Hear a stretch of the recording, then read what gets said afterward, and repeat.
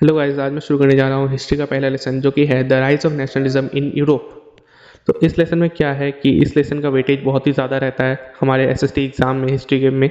और हिस्ट्री जो आता है वो 20 मार्क का आता है, तो 20 मार्क्स में से आप ये एक्सपेक्ट तो कर ही सकते हैं कि इससे मिनिमम 5 मार्क्स तो आएगा ही।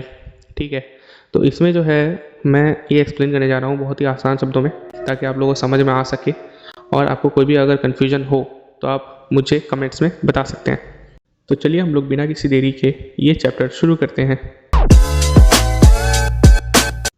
तो इसमें पहले लिखा हुआ है कि इन 1848 फ्रेडरिक सोरियो नाम का एक फ्रेंच आर्टिस्ट था जिसने कि अपने सपने को मद्देनज़र रखते हुए एक दुनिया तैयार की थी अपने सपने में। ठीक है, जिस दुनिया का नाम था डेमोक्रेटिक एंड सोशल रिपब्लिक्स। तो जो पार्ट है, ठीक है, इसमें आपको ज़्यादा कुछ पढ़ने की ज़रूरत है नहीं। और क्योंकि ये फाइनल रिवीजन है तो मैं सिर्फ आपको हाईलाइटेड टॉपिक्स यानी कि मेन टॉपिक्स बताऊंगा जो कि एग्जाम में आने के पूरे पूरे चांसेस होते हैं। ठीक है, तो यहाँ पर आप लोग देख सकते हैं कि the torch of enlightenment she bears in one hand and the charter of the rights of man in the other. ठीक है, तो इनडायरेक्टली जो है ये किसकी बात हो रही है? ये बात हो रही है जो चीज़ पकड़ी है इस स्टैचू ने और जो नीचे में है, इन दोनों चीज़ों की बात हो रही है। ठीक है, तो इसमें क्या हो रहा है कि एक्चुअली इधर से क्वेश्चन आ सकता है। ठीक है, और एक और चीज़, तो ये जो फ्रेडरिक सोरियो है इसके जो सपने में है एब्सोल्यूटिस्ट यानी कि जो मोनार्की टाइप जो होते हैं, ठीक है, उनको खराब बताया गया है। ओके, और फ्रेंच रिवॉल्यूशन के टाइम में लिबर्टी को फीमेल फिगर से दर्शाया गया था, ये आप लोग आगे पढ़ेंगे। ठीक है, तो ये सब जो कुछ कुछ चीज़ें हैं आपको याद रखनी चाहिए क्योंकि कॉम्पिटेंसी बेस्ड जो क्वेश्चंस होते हैं आजकल के हाई लेवल थोड़े से क्वेश्चंस, तो उसमें आ सकते हैं ये। ठीक है, हो सकता है कि मैंने जो कहा वो क्वेश्चन इसमें ना आए, बट हाँ, क्या भरोसा कि आ जाए। और ये भी करके आ सकता है कि the charter of the rights of the man in the other, कुछ फिल इन द ब्लैंक्स, या फिर कैसे भी आ सकते हैं क्वेश्चंस। ठीक है, तो उसके बाद हम लोग बढ़ते हैं। इधर में भी कुछ ज़्यादा कुछ खास है नहीं। ठीक है, तो आपको इस चीज़ का मतलब ज़रूर पता होना चाहिए, प्लेबिसाइड। ठीक है, ये चीज़ आप लोग अगर पढ़ लें। ठीक है, plebiscite a direct vote by which all the people of a region are asked to accept और रिजेक्ट ए प्रपोजल। ठीक है, ये कुछ नहीं है एक्चुअली, ये वोटिंग है। ठीक है, क्या होता था कि उस टाइम में जो है ज़्यादा लोगों को वोट करने की परमिशन नहीं थी, जैसे कि आप लोग ने क्लास 9 में पढ़ा होगा। ठीक है, अपर क्लास लोगों को ही सिर्फ वोटिंग राइट्स थे, तो उसी की बात हो रही है ये। ठीक है, उसके बाद जाके हाँ, यहाँ पर आप लोग देख सकते हैं कि नेशन स्टेट बोल के एक चीज़ है। ठीक है, तो इस चीज़ को आप लोग थोड़ा ध्यान में रखें कि नेशन स्टेट क्या होता है। ठीक है, nation state actually in A lecture at the, तो इस चीज़ को आप लोग पढ़ सकते हैं, इस चीज़ को। ठीक है, इस चीज़ को आपको पढ़ के थोड़ा मोड़ा आइडिया मिलेगा कि नेशन स्टेट क्या होता है। ऑल कि उतना ज़रूरी है नहीं।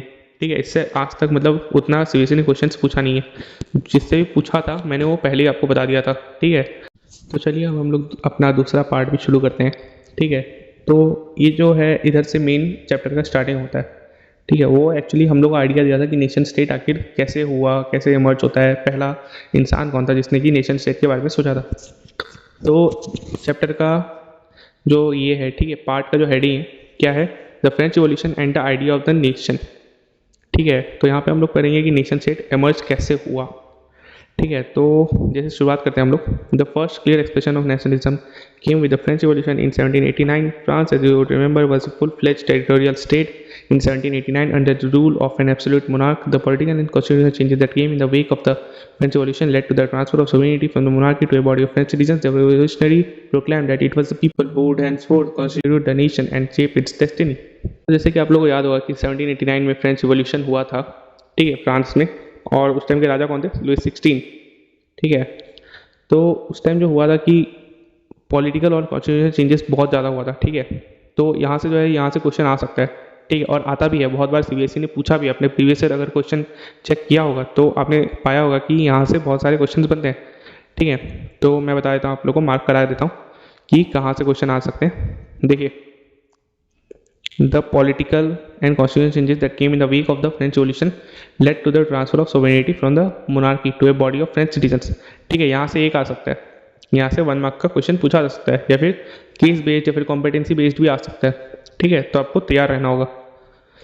तो उसके बाद आता है the revolution proclaim that it was the people who would henceforth constitute the nation and shape its destiny।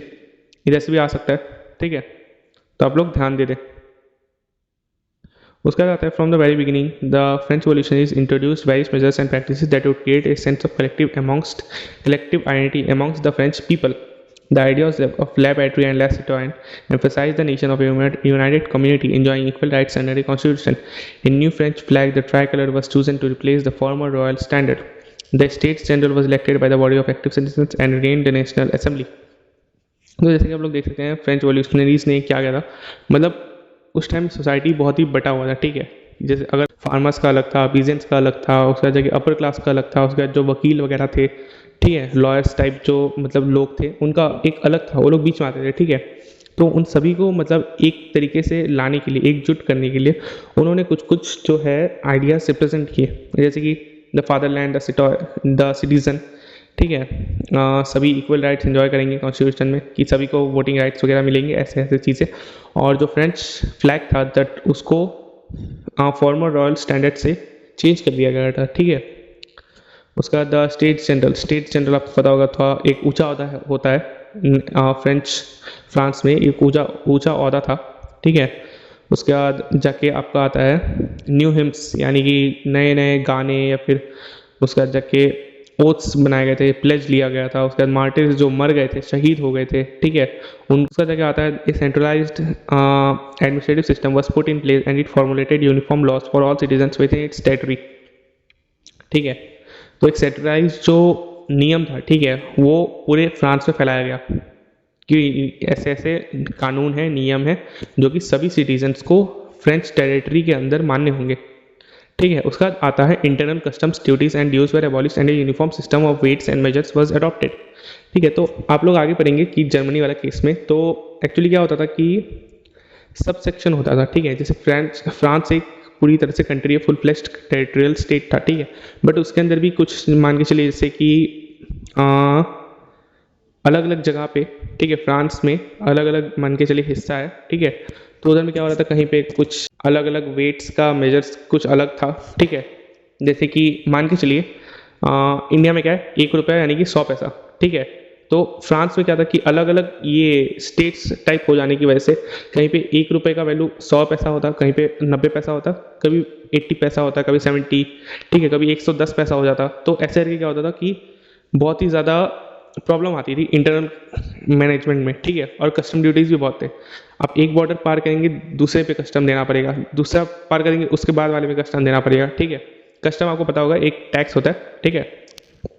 उसका जब क्या आता है, regional dialects were discourage and French as it was spoken and written in Paris became the common language of the nation, ठीक है।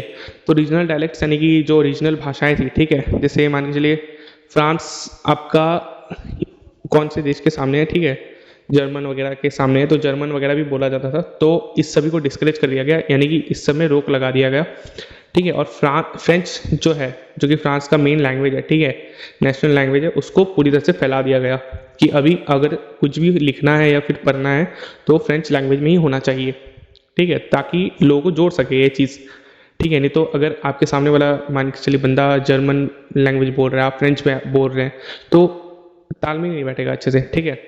तो इस जगह से हम लोग को एक अच्छा खासा क्वेश्चन मिलता है जो कि 5 मार्क्स का आता है, ठीक है, क्लास 10 के बोर्ड एग्जाम में।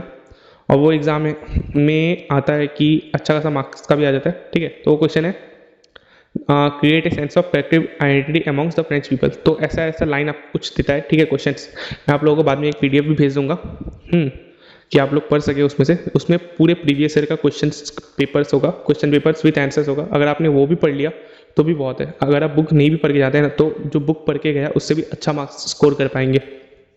तो देखिए मैं आपको बता रहा हूँ, द आइडिया ऑफ ला पैट्री से लेके, ठीक है, यहाँ तक एक पॉइंट, उसके बाद यहाँ से लेके यहाँ तक एक पॉइंट, यहाँ से लेके यहाँ तक एक पॉइंट, यहाँ से लेके यहाँ तक एक पॉइंट, फिर यहाँ से लेके आपका टेरिटरी तक एक पॉइंट, उसके बाद जाकर आपका इंटरनल कस्टम ड्यूटीज से लेके आपका यहाँ तक, उसके बाद यहाँ से लेके यहाँ तक, ठीक है, नेशन तक। तो इसमें मान के चलिए कुछ 6-7 पॉइंट्स होंगे। तो अगर आप पूरे ही लिख पाएँ तो अच्छे से आप समझा पाएंगे टीचर को। और पॉइंट्स वाइज लिखिएगा, पॉइंट वाइज लिखिएगा, ठीक है, क्योंकि अगर आपने पैराग्राफ टाइप लिख दिया तो अच्छा नहीं लगेगा टीचर को, और अगर आपने पॉइंट वाइज लिखा तो थोड़ा अट्रैक्टिव भी लगेगा।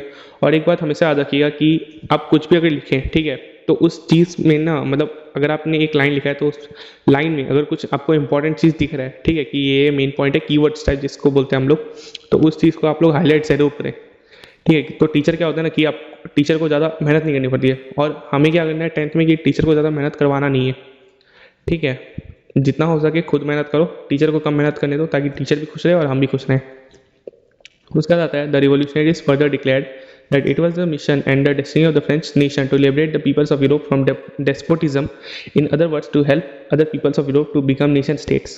तो ये भी आप लिख सकते हैं, ठीक है, ऊपर जो मैंने क्वेश्चन बोला था, ठीक है, ये भी आप लिख सकते हैं the revolution is further declared. तो ये वाला लाइन आप पढ़ लीजिएगा थोड़ा सा, ये वाला लाइन से क्या आता है, क्वेश्चन पूछ दिया जाता है, ठीक है, और क्या पता केस बेस्ड वगैरह में भी आ जाए या फिर कॉम्पिटेंसी, तो देख लीजिएगा आप लोग।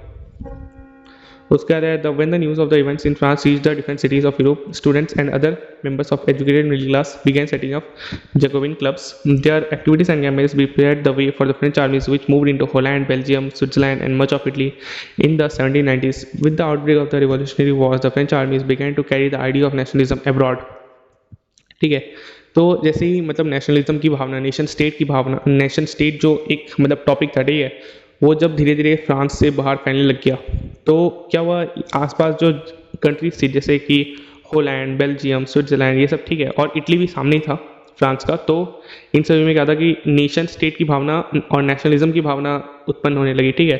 तो नेशन स्टेट तो किसने शुरू किया था, फ्रांस ने शुरू किया था, ठीक है, फ्रेंच आर्मीज़ ने शुरू किया था। तो अगर फ्रेंच आर्मीज़ को कब्जाना था इन जगहों को, ठीक है, यानी कि इनडायरेक्टली ये कब्जाना ही होता है, किसी भी आप कंट्री के अंदर घुस जाते हैं, ठीक है, अपना रूल स्टैब्लिश कर देते हैं, ये कब्जाना ही होता है। बट उस टाइम ये लोग समझ नहीं पाए, ये लोग भोले वाले लोग थे, ठीक है। तो क्या हुआ कि ऑलरेडी होलैंड, बेल्जियम, स्विट्जरलैंड के जो लोग थे वो इम्प्रेस्ड हो गए थे, ठीक है, कि नेशन स्टेट वाले टॉपिक से। तो क्या हुआ, फ्रेंच आर्मीज़ को ज़्यादा मुश्किल नहीं हुई इन देशों में घुसने के लिए, ठीक है। तो with the outbreak of the revolutionary war, the French armies began to carry the idea of nationalism abroad. Nationalism की जो भावना थी, ठीक है, फ्रेंच आर्मीज वो बहुत दूर दूर तक फैलाने लग गई, ठीक है। लास्ट में आके ऐसा हो गया था ना कि मतलब नेपोलियन बोनापार्ट, जो कि मतलब क्राउन हो गया था, ठीक है, किंग बन गया था एक टाइम में, तो उसको हराने के लिए भी मतलब 4 देशों की आर्मी को एक साथ आना पड़ा था, तब जाके हारा था बेचारा, नहीं तो कभी हारता भी नहीं, ठीक है। तो इसी के साथ हम लोग दूसरे पेज पे आ जाते हैं।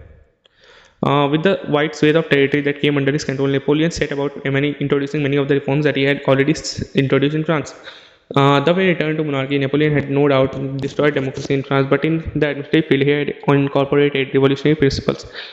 In order to make the whole system more rational and efficient, the Civil Code of 1804, usually known as the Napoleonic Code, did away with all privileges based on birth, established equality before the law, and secured the right to property. This code was exported to the regions under French control in the Dutch Republic, in Switzerland, in Italy, and Germany. Napoleon simplified administrative divisions, abolished the feudal systems, and freed peasants from serfdom and dues, etc. In the towns to guild restrictions were removed, transport and communication systems were improved. तो देखिए जैसे कि Napoleon धीरे धीरे कब्जाते गया देशों को, ठीक है, बेल्जियम, स्विट्जरलैंड, होलैंड वगैरह जितने भी देश थे, ठीक है, ये लोग भले ही इंप्रेस हो रहे थे, बट ये इनडायरेक्ट कंट्रोल में आ रहे थे नेपोलियन के, ठीक है। तो जैसे जैसे नेपोलियन टेरिटरी गेन करता गया, ठीक है, होलैंड, बेल्जियम, स्विट्जरलैंड वगैरह ये सब देशों के, जर्मनी के, इटली के, तो धीरे धीरे उसने क्या किया, रिफॉर्म्स लाने शुरू कर दिए, ठीक है। नो डाउट कि उसने डेमोक्रेसी को पूरी तरह से उखाड़ फेंका, ठीक है, लोगों के मन में एक डेमोक्रेसी वगैरह कुछ नहीं था उस टाइम में, ठीक है। लोगों को क्या था कि अपनी बस ये जो बेदर्द जिंदगी है उससे निकलना था, तो नेपोलियन उनका मसीहा बन के आया था, ठीक है। तो उसने वो रिफॉर्म्स वापस मतलब दूसरी जगहों पे लगाना शुरू किया, जो कि वो ऑलरेडी फ्रांस में इंट्रोड्यूस कर चुका था। जैसे कि कुछ पॉइंट्स है, जैसे कि नेपोलियनिक कोड, इस पर क्वेश्चन आ जाता है, ठीक है, ये आप ध्यान रखिएगा। तो फिर 1 मार्क का क्वेश्चन भी आ सकता है, the civil code of 1804 usually known as dash, तो आपको लिखना होगा नेपोलियनिक कोड, ठीक है। तो कभी कभी इसमें क्वेश्चन आंसर्स भी आ जाता है कि 4-5 मार्क का, तो आप लोगों को लिखना होगा Napoleon code did away with all privileges based on birth, established equality before the law and secured the right to property. उसके बाद this code was exported to the region and French control in the, ठीक है, यहाँ तक लिखिएगा। उसके बाद अगर और भी ज़्यादा मार्क्स का आ जाता है, ठीक है, मान के चलिए 5 मार्क का, तो आप थोड़ा सा मिला मुला के ऐसे इन्वेस्टिगेटिव डिविजन्स, ठीक है, ये सब लिख दीजिएगा। Transport and communication systems were improved, ये सब लिख के आप थोड़ा इसको मतलब बढ़ा सकते हैं, ठीक है। और ट्राई कीजिएगा कि थोड़ा बढ़ा सके एसएसटी के पेपर में, क्योंकि टीचर्स लोग क्या होता है कि आजकल रट्टा ज़्यादा देखते हैं, ठीक है। लेकिन आपको रट्टा नहीं मारना है, आपको समझ के जाना है, ठीक है। क्योंकि कुछ कुछ चैप्टर्स क्या होते हैं ना कि रट्टा आप मार नहीं पाते हो, जैसे ज्योग्राफी हो गया, ज्योग्राफी में आप कितना ही रट्टा मारोगे, कितना मतलब क्रॉप्स वगैरह के बारे में दिया होता है, ठीक है। तो देखिए यहाँ पे मैं आपको समझाता हूँ। तो इसी के साथ हम आगे बढ़ते हैं यहाँ पे, ठीक है। तो अभी आ गया तेरा आपका in the Dutch Republic Napoleon simplified administrative divisions. तो एडमिनिस्ट्रेटिव डिविजन्स जो थे, ठीक है, नेपोलियन ने उससे भी सिंप्लीफाइड किया था। तो एक फ्यूडल सिस्टम बोलते थे, ठीक है, कि मतलब ये एक्चुअली पीजेंट्स लोग को फेवर नहीं करता, ठीक है। फ्यूडल सिस्टम, ज़मीन उमीन नहीं होता था, उसका जाके काम कराते थे पीजेंट्स लोग से। उसका टाउन पर भी गिल्ड रेस्ट्रिक्शंस हटा दिए गए, गिल्ड रेस्ट्रिक्शंस, ठीक है। यानी कि भेद आपका जो ये होता है ना कि कुछ गिल्ड्स होते हैं, ठीक है। मान के चलिए आपने कपड़ा का बिजनेस शुरू किया, तो उसमें जो डोमिनेटिंग कुछ मेंबर्स होते हैं, ठीक है, वो अपना एक गिल्ड बना लेते हैं। तो जो गिल्ड होता है ना, तो गिल्ड आपको एक्चुअली क्या होता है, आपको परमिशन ही नहीं देगा कि आप बिजनेस कर पाओ ऐसा ऐसा, ठीक है। वो सीधा बात चाहते थे कि कंपटीशन ना हो हमारे मार्केट में, ठीक है, और मुंह मांगा रुपया मिल सके। उसका ट्रांसपोर्ट एंड कम्युनिकेशन लाइन्स भी इम्प्रूव हुई नेपोलियन के रूल में, ठीक है। Peasants, artisans, workers and new businessman enjoyed a newfound freedom. Businessmen and small-scale producers of goods, in particular, began to realize that uniform laws, weights and measures, and a common national currency would facilitate the movement and exchange of goods and capital from one region to another. ये भी थोड़ा important है, ये भी आप पढ़ लीजिएगा, ठीक है। उसके बाद आता है यहाँ पर, इधर से आप 2 या 3 मार्क का एक्सपेक्ट कर सकते हैं, ठीक है। However, in the areas conquered, the reactions of the local populations to French rule were mixed. Initially, in many places such as Holland and Switzerland, as well as in certain cities like Brussels, Mainz, Milan, Warsaw, the French armies were welcomed as harbingers of liberty. But the initial enthusiasm soon turned into hostility. It had become clear that the new administrative system amendments did not go hand in hand with the political freedom. Increased taxation, censorship, forced conscription, and the French army is required to conquer the rest of Europe all seem to outweigh the advantages of the administrative changes, ठीक है। तो अब जैसे कि आप लोग देख सकते हैं कि मैंने जैसे पहले कहा था, ठीक है, कि लोगों को विश्वास हो गया था कि डेमोक्रेसी वगैरह लाएगा, बट ऐसा कुछ भी नहीं था, ठीक है। नेपोलियन ने डेमोक्रेसी की पूरी तरह से उखाड़ फेंका था, नेपोलियन ने डेमोक्रेसी को, ठीक है। तो अब जैसे कि आप लोग देख सकते हैं कि कुछ लोगों ने जो है, ठीक है, ब्रुसेल्स, मेन्स, मिलान, वॉर्सो, ये सब के जो लोग थे, ठीक है, उन्होंने फ्रेंच आर्मीज़ का वेलकम किया था, ठीक है, अपने देश को कब्जाने दिया इनडायरेक्टली, ठीक है। तो उन्हें धीरे धीरे पता चल गया कि भाई नेपोलियन तो डेमोक्रेसी ला ही नहीं रहा है, नेपोलियन डेमोक्रेसी के नाम पे अपना मोनार्की ला रहा है, ठीक है। एब्सोल्यूटिस्ट मोनार्की बन रहा है वो, कि भाई अपना तो फ्रीडम और चला जाएगा, ठीक है। उसका जगह उन्होंने ये समझा कि पॉलिटिकल फ्रीडम तो उन्हें मिल ही नहीं रही है, ठीक है। उसका बाद इंक्रीज टैक्सेस बढ़ा दिए, उसका बाद सेंसरशिप, यानी कि मान के चलिए अगर उस टाइम में कुछ न्यूज़पेपर होता था, ठीक है, न्यूज़पेपर नेपोलियन के बारे में कुछ बुरा लिख ही नहीं सकता था। जैसे चाइना में होता है कि न्यूज़पेपर उनके गवर्नमेंट के बिना कुछ लिख ही नहीं सकता, ठीक है, परमिशन लेना पड़ता है कुछ भी लिखने से पहले। उसके बाद जाके नेपोलियन ने एक और ख़राब काम किया कि जहाँ जहाँ पे उसने कब्जा किया ना, यानी कि जिन जिन लोगों ने उन्हें वेलकम किया था, जैसे मेन्स, मिलान, ये सब हो गया, तो वहाँ के लोगों को ज़बरदस्ती फौज में भर्ती कर रहा था, क्योंकि भाई उसको पूरी दुनिया कब्जानी थी। नेपोलियन का एक ही लक्ष्य था कि पूरी दुनिया कब्जानी है उसको, ठीक है। तो उसके लिए उसका जाके क्या हुआ कि ऐसे करते करते उसका जो पॉपुलैरिटी था वो लोगों के अंदर गिरता गया, ठीक है। इसलिए ये बर्बादी का उसका मेन कारण था ये। तो अब हम लोग आ गए हैं इस लेसन के दूसरे पार्ट पे, जिसका नाम है the making of nationalism in Europe, ठीक है, कि नेशनलिज्म जो है वो यूरोप में कैसे फैला। इसके पहले हम लोगों ने क्या बोला कि नेपोलियन जो है वो यूरोप में कैसे फैला रहा था, ठीक है, और फैला कैसे। तो जैसे कि आप लोग देख सकते हैं, if you look at the map of the mid 18th century Europe, you will find that there were no nation state as we know them today, ठीक है। कोई भी नेशन स्टेट्स उस टाइम में मतलब एग्जिस्ट नहीं करते थे। नेशन स्टेट्स मतलब एक साथ जुड़ा हुआ, जैसे जर्मनी आज हम लोग देख रहे हैं, ठीक है, एक टाइम में वो जर्मनी नहीं था, ठीक है, वो टूटा हुआ हिस्सा था, मतलब कई सारी कॉलोनीज जैसे थी, जैसे इंडिया में, ठीक है, कहीं पे मराठा एम्पायर, कहीं पे मुगल एम्पायर, कहीं पे दूसरा अलग अलग, ठीक है। तो हम लोग शुरू करते हैं। What we know today is Germany, Italy and Switzerland were divided into kingdoms, duchies and cantons whose rulers had their autonomous territories. जैसे कि आज हम लोग जर्मनी, इटली वगैरह को जानते हैं, स्विट्जरलैंड को, तो एक टाइम में ये बहुत ही डिवाइडेड थे, ठीक है। जर्मनी नाम का कोई भी देश नहीं था, ठीक है, सभी के अलग अलग राजा थे, सभी के अलग अलग रीजन्स थे, स्टेट्स थे, ठीक है। तो eastern and central Europe were under the autocratic monarchies within the territories of which lived diverse people, ठीक है। Did not see themselves as sharing a collective identity or a common culture. Often they even spoke different languages and belonged to different ethnic groups, ठीक है। तो central और eastern Europe के जो ये थे, ठीक, ऑटोक्रेटिक मोनार्कीज, तो वो लोग एक दूसरे को मतलब भाईचारे की तरह नहीं दिखते थे, ठीक है, एक तरीके की दुश्मनी मान के चलिए, ठीक है। और मैं ये जो पार्ट है मैं नहीं पढ़ा रहा हूँ ज़्यादा, क्योंकि इससे ज़्यादा कुछ आता नहीं है, ठीक है। आपने अगर पिछले 10 साल का 15 साल का पेपर देखा होगा, उसमें से एक भी क्वेश्चन नहीं आता है। और ऐसे भी सीबीएसई के पास हिस्ट्री में से देने के लिए बहुत सारी चीज़ें, तो भला क्यों ही इतनी छोटी सी चीज़ से देगा, ठीक है। उसके बाद हाँ, इधर से अगर आपको पढ़ना है तो आप एक टू चीज़ पढ़ सकते हैं, जो कि है हैब्सबर्ग एम्पायर, ठीक है। हैब्सबर्ग एम्पायर आप पढ़ सकते हैं, was a patchwork of many different regions and peoples. It includes the Alpine regions, Tyrol, Switzerland as well as Bohemia. इतना आप पढ़ सकते हैं, ठीक है। मैं आपको बता देता हूँ कहाँ से कहाँ तक पढ़ना है। द हैब्सबर्ग से लेके आप पढ़ सकते हैं यहाँ तक, ठीक है, बोहेमिया तक, और उससे ज़्यादा ज़रूरत नहीं है। उसके बाद हम लोग आते हैं the aristocracy and the new middle class. ये भी ज़रूरी नहीं है, लेकिन फिर भी आप लोगों को मैं समझा देता हूँ, ठीक है। तो देखिए यहाँ पे ज़्यादा कुछ आता नहीं है, ठीक है। बस आपको ये याद रखना है कि जो लैंडेड एरिस्टोक्रेसी थी, ठीक है, जो कि डोमिनेंट क्लास थी, मतलब मान के चलिए एक ज़मींदार टाइप, ठीक है। तो ये क्या थे, the member of this class were united by a common way of life, ठीक है। ये लोग एक ही तरीके की ज़िंदगी जीते थे, मतलब मान के चलिए भाईचारा टाइप, ठीक है। They owned estates in the countryside, ठीक है, ये एक पॉइंट आप लिख सकते हैं। They also and also town houses. उसका दूसरा पॉइंट आप लिख सकते हैं, they spoke French for purposes of diplomacy and in high society. तीसरा पॉइंट आप लिख सकते हैं, their families were often connected by ties of marriage, ठीक है। आप चौथा पॉइंट भी लिख सकते हैं, this powerful group was numerically A small group, ठीक है। This powerful aristocracy was numerically A small group, ठीक है। बस इतना ही आता है इस जगह से, तो ठीक है, इससे ज़्यादा कुछ आ सकता नहीं है।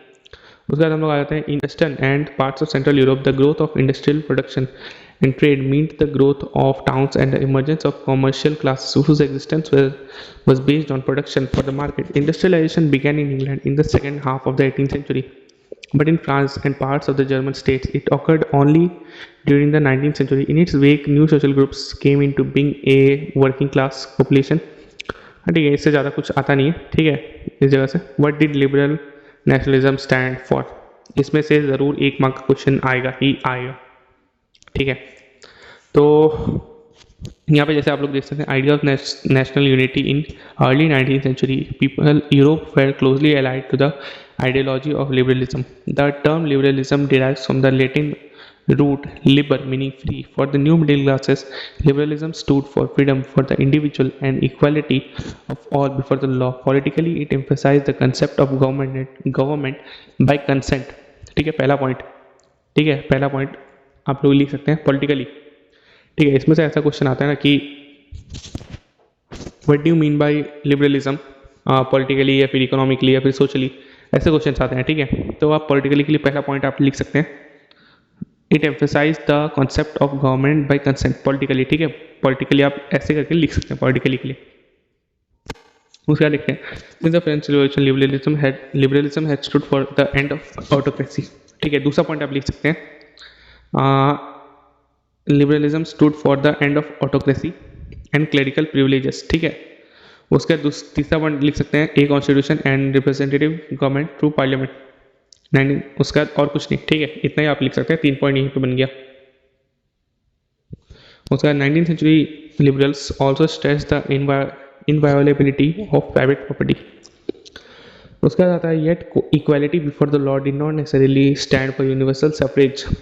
तो सफरेज का आप मतलब देख सकते हैं बाजू में कि द राइट टू वोट, ठीक है। उसका जाके आप देख सकते हैं, you will recall that in revolutionary France which mark the first political experiment in liberal democracy, the right to vote and to get elected was grant exclusively to property owning man. तो जैसे कि आप लोगों को याद होगा कि France में जो था कि सिर्फ मेंस ही वोट कर सकते हैं, ठीक है, वुमेन्स वोट नहीं कर सकती, ठीक है, जैसे कि आप लोगों को याद होगा। तो बट अभी क्या है, अभी वुमेन्स भी वोट कर सकती हैं, ठीक है। तो उस टाइम और थोड़ा नियम बना दिया था, ठीक है। जो मेंस है वो उनके पास लैंड वगैरह होनी पड़ेगी तभी जाके वो वोट कर सकते हैं, ठीक है। तो देखिए, man without property and all women were excluded from political rights. तो मेंस जिसके पास प्रॉपर्टी नहीं है और सारी ही वुमेन्स, उन्हें पॉलिटिकल राइट्स यानी कि राइट टू वोट वगैरह से मतलब पूरी तरह से हटा दिया गया, ठीक है। Only for a brief period under the Jacobin clubs did all male adult males enjoy suffrage. तो जैसे कि आप लोगों को याद है कि जैकोबिन क्लब जो कि मैक्सिमिलियन रॉबेस्पियर के अंदर था, ठीक है। उन्होंने एक टाइम के लिए, थोड़े से टाइम के लिए, शायद 1-2 साल के लिए मेरे ख्याल से, जहाँ तक हमको याद है, ठीक है, तो सारे ही मेल्स को वोटिंग राइट्स दे दिया था इरेस्पेक्टिव ऑफ एनी बैकग्राउंड, ठीक है, कि प्रॉपर्टी वगैरह है कि नहीं। उसके बाद आप लोग देख सकते हैं, however the Napoleonic Code went back to limited suffrage and reduced women to the status of a minor subject to the authority of fathers and husbands. Throughout the 19th and early 20th centuries, women and non-property men organized opposition movements demanding equal political rights. ठीक है। तो जैसे देखिए, Jacobin club के time में, ठीक है, थोड़े मोड़े राइट्स मिल गए थे मेंस को कि सारे मेंस वोटिंग कर सकते हैं। बट नेपोलियनिक कोड जब ये हुआ, इम्पोज हुआ, ठीक है, नेपोलियन के द्वारा, तब क्या हुआ कि फिर से वही हाल हो गया लोगों का भी, ठीक है। जिनके पास प्रॉपर्टी नहीं है वो वोट नहीं कर सकते और सारी महिलाएं वोट नहीं कर सकती, ठीक है। और उसका जाके आपका 19th सेंचुरी, ठीक है, और मतलब अर्ली 20th सेंचुरी से आपका तुम्हारा क्या हुआ कि ये ओपोजिशन मूवमेंट स्टार्ट होने लग गया, ठीक है, डिमांडिंग पॉलिटिकल इक्वल राइट्स। उसका जगह आता है इन द इकोनॉमिक स्फीयर। तो ये पॉइंट आप मार्क कर लेना, ठीक है। इकोनॉमिक स्फीयर में लिबरलिज्म का मतलब क्या है? Freedom of markets and freedom of markets, उसका abolition of state imposed restrictions on the movement of goods and capital, ठीक है। ये state imposed restrictions on the movement of goods and capital, इसका मतलब और कुछ नहीं बल्कि कस्टम ड्यूटी है, ठीक है। इसको स्टॉप बढ़ाने के लिए इतना बड़ा लिख दिया। अगर आप लोग कस्टम्स भी लिख के आते हैं तो शायद हाफ मार्क्स मिल जाए 1 की जगह, ठीक है। बट कोशिश कीजिए कि यही लिखे, ज़्यादा हार्ड भी नहीं है। The abolition of state imposed restriction on the movement of goods and capital, ठीक है। उसके बाद आता है during the 19th century this was a strong demand of the emerging middle class, ठीक है। Let us take the example of the German speaking regions in the first half of the 19th century. Napoleon's administrative measures created out of, ठीक है। तो इस part का जो है बिल्कुल भी ज़रूरत नहीं है, ठीक है। इस पार्ट का बिल्कुल भी ज़रूरत नहीं है, ये बिल्कुल ही भद्दा घटिया पार्ट है एकदम ही, ठीक है। सर आप लोग नीचे देख सकते हैं, नीचे में, हाँ नीचे में ज़रूरत है, ठीक है। हाँ बस आपको मैं सिचुएशन समझा देता हूँ कि ये जो ज़ोल्वेरिन है ये क्यों बना था, ठीक है। ये ऊपर में जो ये चीज़ है इसके ऊपर से ही मतलब बना था कि जैसे कि मैंने आपको पहले बताया था कि अगर आप एक जगह से दूसरी जगह जाते हैं, ठीक है, एक ही मतलब कंट्री के ही अंदर, जैसे फ्रांस में था, ठीक है, फिर जर्मनी में था, आपको एक जगह से दूसरी जगह जाना है, ठीक है। बहुत सारे किंगडम्स मिलेंगे तो उन किंगडम्स में टैक्सेस भरने पड़ेंगे, ठीक है। और टैक्सेस का अलग अलग मतलब करेंसी था तो उसमें भरना पड़ता था, उसका जाके मतलब सब जगह अलग अलग मेजरमेंट्स वगैरह थे, ठीक है। जैसे यहाँ पे देख सकते हैं an ell of textile means में 55.1 सेंटीमीटर, न्यूरमबर्ग में 65.6, फ्रीबर्ग में 53.5 वगैरह वगैरह, ठीक है। तो इस ऐसी कंडीशंस ना हो, ठीक है, इसलिए ज़ोल्वेरिन का फॉर्म किया गया। तो ज़ोल्वेरिन जो है आप लोग इसमें भी लिख सकते हैं, इकोनॉमिक लिबरलिज्म में भी लिख सकते हैं, ठीक है। इसमें कोई मतलब ये गलती वगैरह होने का कोई चांस नहीं होगा, ठीक है। उसके बाद आता है such conditions were viewed as obstacles to economic exchange and growth by the new commercial classes who argued for the creation of a unified economic territory allowing the unhindered movement of goods and people and capital. In 1834 a customs union, जो कि अभी मैं important line बोल रहा हूँ वो आप ध्यान दे देंगे, ठीक है। In 1834, a custom union or Zollverein was formed at the initiative of Prussia and joined by most of the German states. ये हो गया पहला पॉइंट, ठीक है, ये हो गया पहला पॉइंट। उसका आता है the union abolished tariff barriers and reduced the numbers of currencies from over 30 to 2। ये 2 पॉइंट यहाँ पे ही बन गए, ठीक है। The union abolished tariff barriers, ठीक है, reduced the number of currencies from over 30 to 2, मतलब पहले 30 करेंसीज चलती थी, ठीक है, एक ही कंट्री के अंदर, बट बाद में कि जब ज़ोल्वेरिन आया तब इसको सिर्फ 2 कर दिया गया, ठीक है। उसका जगह आप लिख सकते हैं the creation of network of railways for the student mobility, harnessing economic interests to national unifications, ठीक है। ये सब आप लिख सकते हैं अच्छे से, ज़्यादा बुरा पॉइंट्स नहीं है, कुछ कुछ आप लोगों को बाइट करना है, 2-3 पॉइंट्स ज़्यादा बाइट करने की जरूरत नहीं है, 2-3 पॉइंट्स कर लीजिए बस, उतना ही काफ़ी है, ठीक है। उसका आता है कंजर्वेटिज्म यानी कि पुरानी सोच, ठीक है। मैं आपको आसान शब्दों में कह रहा हूँ पुरानी सोच, ठीक है, जिनको चेंजेस के कोई मतलब नहीं था, जिनको चेंज चाहिए ही नहीं था। तो the following the defeat of Napoleon 1815, ठीक है 1815 को जब हरा दिया गया था, मैंने जैसे कि आप लोगों को पहले वीडियो में बताया था कि 4 पावरफुल कंट्रीज को मिलकर नेपोलियन को हराना पड़ा था, ठीक है। तो 1815 में हरा था वो बैटल ऑफ वाटरलू में। Conservatives believed that established traditional institutions of state and society like the blah blah blah, ये सब में से कुछ भी काम का नहीं है, ठीक है। ये आप पढ़ लीजिएगा खुद से ही, मैं यहाँ से शुरू कर रहा हूँ। Rather they realized from the changes initiated by Napoleon that modernization could in fact strengthen traditional institutions like the monarchy. It could make state power more effective and strong. A modern army and efficient bureaucracy, a dynamic economy, the abolition of feudalism and serfdom could strengthen the autocratic monarchies of Europe. तो जैसे कि यहाँ पे बोला गया है कि conservatives जो थे, ठीक है, एक्चुअली जो नेपोलियन को हराया गया था ना बैटल ऑफ वाटरलू में 1815 में, उनमें क्या थी, कंजर्वेटिव फोर्सेस थे, ठीक है। तो कंजर्वेटिव राजाओं को ये समझ में आ गया था कि जो नेपोलियन कर रहा था वो थोड़ा सा तो सही था ही, क्योंकि नेपोलियन के रूल में, ठीक है, कोई भी आवाज़ नहीं उठा रहा था उसके खिलाफ। क्यों? क्योंकि वो थोड़ा मोड़ा तो अच्छा काम कर ही रहा था। तो इन कंजर्वेटिव राजाओं को ये बात समझ में आ गई कि थोड़ा थोड़ा हम लोग को भी धीरे धीरे करके चेंज लाना ही पड़ेगा, ताकि हमारा भी रूल जो है वो कायम रहे, कि कोई हमारे खिलाफ आवाज़ ना उठाए, हमारी गलती ना हो कुछ, ठीक है। तो उन्होंने कुछ कुछ जैसे चीज़ें सोची जो कि अच्छी थी, जो कि नेपोलियन करके गया था, ठीक है, जिससे कि उन्हें और पावर मिल सकती थी और इज्जत मिल सकती थी और लोग उनके खिलाफ आवाज़ नहीं उठाते। जैसे कि एक मॉडर्न इकोनॉमी, एक मॉडर्न आर्मी चाहिए थी, ठीक है, एक मॉडर्न आर्मी चाहिए थी, जैसे कि मतलब ताकतवर आर्मी, ठीक है। उसके बाद एक एम्बिशियंट ब्यूरोक्रेसी चाहिए बातचीत वगैरह करने के लिए, डिप्लोमेटिक रिलेशंस वगैरह बिल्ड करने के लिए, ठीक है, एक एफिशिएंट ब्यूरोक्रेसी चाहिए थी। उसका एक इकोनॉमी बहुत अच्छी चाहिए थी इनकी, ठीक है, ये एक्सपोर्ट करे इम्पोर्ट करे वगैरह ये सब, मतलब उसके बाद फ्यूडलिज्म और सर्वडम, ठीक है। तो फ्यूडलिज्म और सर्वडम इन दोनों चीज़ों को भी उन्होंने एबॉलिश कर दिया, ठीक है, कंजर्वेटिव राजाओं ने। उसके बाद in 1815 representatives of the European powers Britain, Russia and Austria, इन नामों को याद रखिएगा, ठीक है, Britain, Prussia and Austria, Prague, ठीक है, प्रशिया, रशिया, ब्रिटेन, प्राग, ठीक है, प्रशिया, रशिया, ऑस्ट्रिया, ब्रिटेन, ठीक है, PRAB,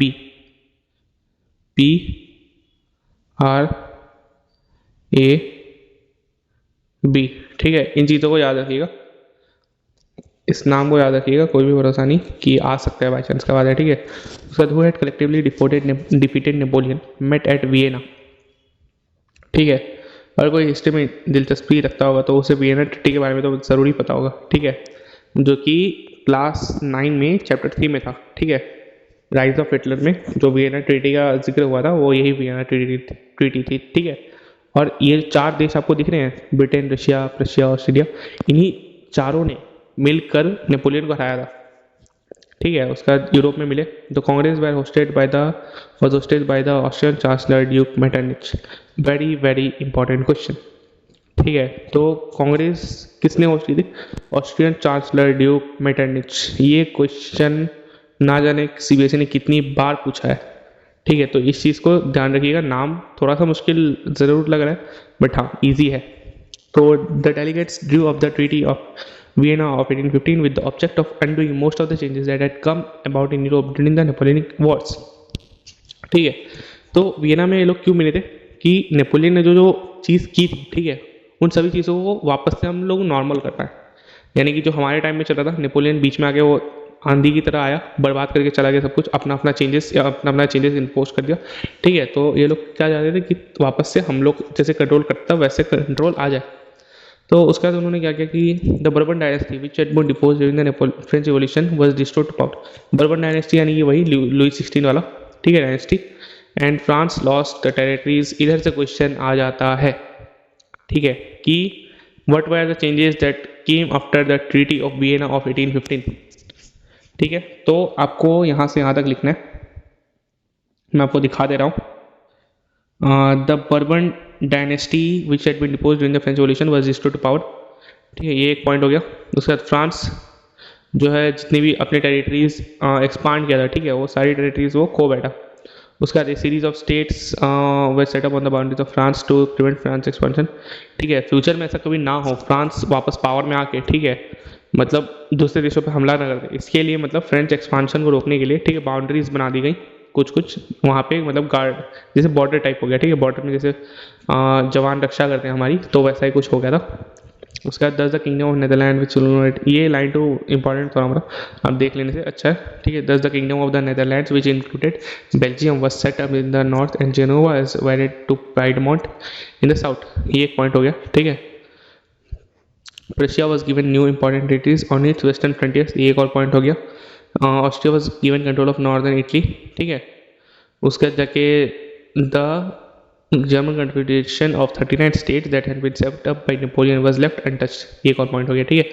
कुछ 7-8 पॉइंट्स है, ये अगर आप बाहर कर ले, इनमें से 5-6 अगर लिख दे तो 5 मार्क का आता है ज़्यादा से ज़्यादा, ठीक है। 5-6 पॉइंट बाहर कर ले अपने हिसाब से। उसके बाद जगह आगे हम लोग पढ़ते हैं। In the east Russia was given part of Poland while Prussia was given a position of Saxony, ये भी लिख सकते हैं चाहे तो, ठीक है। Russia was given part of Poland while Prussia was given part of Saxony, ये भी लिख सकते हैं, ठीक है। The main intention was to restore the monarchies that had been overthrown by Napoleon and create a conservative order in Europe, तो ये important चीज़ है, ठीक है। ये जो है ये इंपॉर्टेंट लाइन है, ठीक है, कि आखिरकार उसका मेन इंटेंशन क्या था, ठीक है। ये तो सिर्फ बनी बताए बातें हैं कि ऐसा ऐसा करना था, ठीक है, लेकिन मेन जो फ़ायदा हो रहा था कंजर्वेटिव राजाओं को कि नेपोलियन जो भी चेंजेस करके गया था, ठीक है, उन सभी चीज़ों को हटाना था, तो और कोई जरिया था नहीं, ठीक है। इसलिए वियना ट्रीटी के नाम पे इन्होंने ऐसा ऐसा नियम सब बना लिया कि अपना कानून अपना नियम वापस से इस्टेब्लिश कर पाए ये लोग, अपना रूल, ठीक है। उसके बाद कंजर्वेटिव रिजाइम्स यानी कंजर्वेटिव रूल सेटअप इन 1815 वर ऑटोक्रेटिक, यानी कि मतलब मोनार्की टाइप थे, ठीक है, एक तरफा। उसके बाद they did not tolerate criticism and dissent and sought to curb activities that question the legitimacy of autocratic governments, मतलब उनके खिलाफ जो भी आवाज़ उठा था समझ लो सरकटा, ठीक है। Most of them impose censorship laws what was said in newspapers, censorship laws भी इम्पोज किए गए, ठीक है, जैसे कि न्यूज़पेपर वगैरह में, बुक्स वगैरह में, प्लेस वगैरह में उनकी बुराइयाँ लिखी नहीं जा सकती थी, बुराइयाँ लिखी नहीं जा सकती थी, ठीक है। जैसे कि आप लोग यहाँ पे देख सकते हैं इस पेंटिंग में, ठीक है, कि सभी के मुंह पे पट्टी बंधी हुई है कि वो लोग कुछ बोल नहीं सकते, सेंसरशिप इम्पोज कर दिया गया। उसका associated with the French Revolution the memory of the French Revolution nonetheless inspire one of the major issues taken up by the national, ये सब फालतू है, ठीक है। हाँ, इधर में देख लीजिएगा, ये one of the major issues taken up by the liberal nationalist who criticise the new conservative order was the freedom of the press, ये फ्रीडम ऑफ प्रेस आपको लाइन याद रखिएगा, ठीक है, आगे भी जाके काम देगा आपको। द रिवोल्यूशनरीज, जिसमें हम लोग पढ़ेंगे किसी भी मजीनी वगैरह के बारे में, किसी भी मजीनी, ठीक है, किसी भी गरीबल्टी, ये सब नाम, बट हाँ हम लोग स्पेशली किसी भी मजीनी के बारे में पढ़ेंगे, ठीक है। तो the revolutionaries during the years following 1815 the fear of repression, ठीक है, drove many liberal nationalist underground, क्योंकि जैसे कि मैंने कहा कि वियना ट्रीटी के बाद जो राजा थे, ठीक है, कंजर्वेटिव राजा, वो पूरी तरह से मतलब फॉर्म में आ गए थे, ठीक है। कोई भी अगर आवाज़ उठा रहा है तो बस उसको ख़त्म कर दो, और फिर उसको ऐसी तरह से गायब करो किसी को पता ही न चले। उसका जाके तो इन लोगों ने क्या किया कि वियना ट्रीटी में जो ये हुआ था, ठीक है, कि जो जो चीज़ें बनी थी कि भाई फ्रेंच एक्सपांशन को रोकने के लिए ये वो, उसका जाके मोनार्की को वापस स्टैब्लिश करने के लिए, तो ये लोग बिल्कुल ही उसके खिलाफ थे, किसी मेजिनी वगैरह, ठीक है। इनका माइंड में क्या था, नेशन स्टेट बनाना था, ठीक है, जैसे कि यहाँ पे लिखा हुआ है most of this revolutionaries also saw the creation of nation state as a necessary part of the struggle for freedom, ठीक है। उसका जाके इनका मेन मोटिव क्या था, oppose monarchial forms that had been established after Vienna Congress and to fight for liberty and freedom. One such individual was the Italian revolutionary किसी भी मशीनी, तो ये आप लोग देख लेना, क्योंकि बाई चांस का बात है कि वैरायटी शॉर्ट नोट ऑन किसी भी मशीनी आ सकता है, आता नहीं है नॉर्मली ऐसे, ठीक है, बट आ सकता है क्योंकि इंपॉर्टेंट एक आदमी है जिसको बताता है, तो मैं आपको पार्ट पार्ट में बता दे रहा हूँ, ठीक है। आप लोग लिख लेना पैराग्राफ वाइज या फिर पॉइंट वाइज, ज़्यादा पॉइंट वाइज ही प्रेफर करना, ठीक है। तो पहला पॉइंट आप लोग लिखना कि किसी भी Mazzini was an Italian revolutionary, ठीक है। दूसरा पॉइंट लिखना he was born in Genoa in 1807। उसके बाद लिखना he became a member of the secret society of the Carbonari, ठीक है। उसके बाद लिखना as a young man of 24 he was sent into exile in 1831 for attempting a revolution in Liguria, ठीक है। he founded 2 more secret underground societies, young 18 Mercedes and young Europe in Bern, ठीक है। उसके जाके आप लिखना कि मजीनी believed that God had intended nations to be the natural units of mankind, ठीक है। उसका जाके लिखना, ठीक है, फॉलोइंग इज मॉडल, इस जगह से following modern secret societies were set up in Germany France, ये नाम सब है, ठीक है, ये पॉइंट एक लिखते ना। उसके बाद मजीनीस रिलेंटलेस ओपोजिशन, ये एक इंपॉर्टेंट लाइन है, ठीक है, ये चीज़ इंपॉर्टेंट था। Opposition to monarchy and his vision of democratic republic fighting the conservatives, ये एक लाइन है, ठीक है। उसके बाद सबसे important line, Metternich once described him as the most dangerous enemy of our social order, ठीक है। इसमें क्वेश्चन बहुत बड़ा आ जाता है, the most dangerous enemy of our social order, ठीक है। इसमें बहुत ज़्यादा क्वेश्चन आ जाता है कि describe, tell me who was described by Mazzini as the most dangerous enemy of the social order, ठीक है। तो ये सब आप लोग देख लेना। तो किसका नाम हो रहा है यहाँ पे, किसी मजीनी के बारे में बात हो रहा था, ठीक है। तो द एज ऑफ रिवोल्यूशंस 1830 1848, ठीक है, 1830 to 1848, इस टाइम में क्या हुआ जाता था कि फ्रांस में जो है बहुत ही ज़्यादा बड़े स्केल पे रिवॉल्यूशंस हो रहे थे, ठीक है। लोग मतलब तंग आ गए थे कि ऐसी कंजर्वेटिव सरकार वगैरह है। तो इस रिवॉल्यूशन में किन लोगों ने ज़्यादातर भाग लिया, professors, school teachers, clerks, members of the commercial middle classes, ठीक है। और ये सारे क्या थे, एजुकेटेड मिडिल क्लास थे, ठीक है। उसका जाके the first upheaval took place in France in July 1830, ये भी बहुत एक इंपॉर्टेंट क्वेश्चन है, एमसीक्यू में ज़रूर पूछ लिया जाता है, 10 मार्क का जो ये आता है ये नॉर्मली, ठीक है, ये 1 मार्क का ज़रूर आता है। उसका जगह the king Bourbon kings who had been restored to power during the conservative reaction after 1815 were now overthrown by liberal revolutionaries who installed a constitutional monarchy with Louis XV Philip at its head। तो क्या हुआ कि bourbon dynasty का जो एक ruler establish किया गया, ठीक है, वियना ट्रीटी के तहत, तो उसको उखाड़ फेंक के लुइस फिलिप को अपनी गद्दी पे बैठाया गया, ठीक है, मतलब एज अ हेड बैठाया गया, एज अ किंग बैठाया गया। तो एक और लाइन है जो कि बहुत ही इंपॉर्टेंट है, when France sneezes the rest of Europe catches cold, ये बात किसने कही थी, मेटरनिच ने, ठीक है। जैसे कि कुछ भी होता है, इतिहास गवाह है कि अगर फ्रांस में कुछ हुआ है तो उसका जो भुगतान है पूरा यूरोप करता है, ठीक है। मान के चलिए कि फ्रांस में जैसे कि नेशनलिज्म की भावना आई, तो नेशनलिज्म की भावना पूरे यूरोप में फैल गई, ठीक है, रशिया तक फैल गई। तो इसलिए मेटरनिच ने कहा था कि when France sneezes the rest of Europe catches cold. उसके बाद the July revolution sparked an uprising in Brussels which led to Belgium breaking away from the United Kingdom of the Netherlands। तो जैसे कि आप लोगों को याद होगा कि वियना ट्रीटी के तहत नेदरलैंड्स बेल्जियम को नेदरलैंड्स के हवाले कर दिया गया था, ठीक है, United kingdom of the Netherlands. तो ऐसे ही जुलाई रिवॉल्यूशन में हुआ था, ठीक है, ब्रुसेल्स को अलग कर दिया गया, ब्रुसेल्स जो कि बेल्जियम का कैपिटल है, ठीक है। तो बेल्जियम को अपना अलग मान्यता मिल गया। An event that mobilized nationalist feelings among the educated elite across Europe was the Greek War of Independence। तो ये भी एक इम्पॉर्टेंट चीज़ है कि आखिरकार एजुकेटेड एलाइट जो थे, मतलब यूरोप के जो बाहर थे, ठीक है, एजुकेटेड एलाइट यानी कि पढ़े लिखे लोग, तो ग्रीक वॉर ऑफ इंडिपेंडेंस ने उन्हें बहुत इंस्पायर किया, ठीक है। तो इससे भी कभी कभी आ जाता है पॉइंट्स, तो मैं आप लोगों को मार्क करवा देता हूँ कि क्या क्या आने का संभावना है, ठीक है, कि इसमें से मतलब कैसे करके लिखना है आप लोगों को। तो देखिए मार्क करते जाइएगा आप लोग धीरे धीरे करके मेरे साथ ही, ठीक है। पहले आप लिखिएगा कि Greece had been part of the Ottoman Empire since the 15th century, ये एक पॉइंट हो गया, ठीक है। उसके बाद जाके the struggle for independence amongst the Greeks which began इन 1821, ठीक है, ये बीच का लिखने का जरूरत नहीं, growth of revolutionary nationalism in Europe sparked of,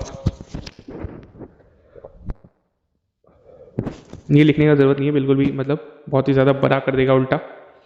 उसका जाता है nationalist in Greeks got support from, ये वाला पॉइंट आप ज़रूर लिख दीजिए, ठीक है, अच्छा रहेगा आप लोग के लिए।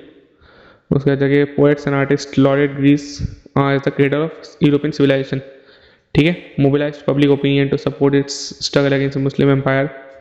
उसके बाद जाके आपका ये आता है कि आता है आपका द इंग्लिश पोएट, ठीक है, तो इसको भी आप लोग लिख सकते हैं, इसको भी आप लोग जोड़ सकते हैं। The English poet Lord Byron organised funds and later went to fight in the war where he died of fever in 1824, ये भी आप पॉइंट लिख सकते हैं।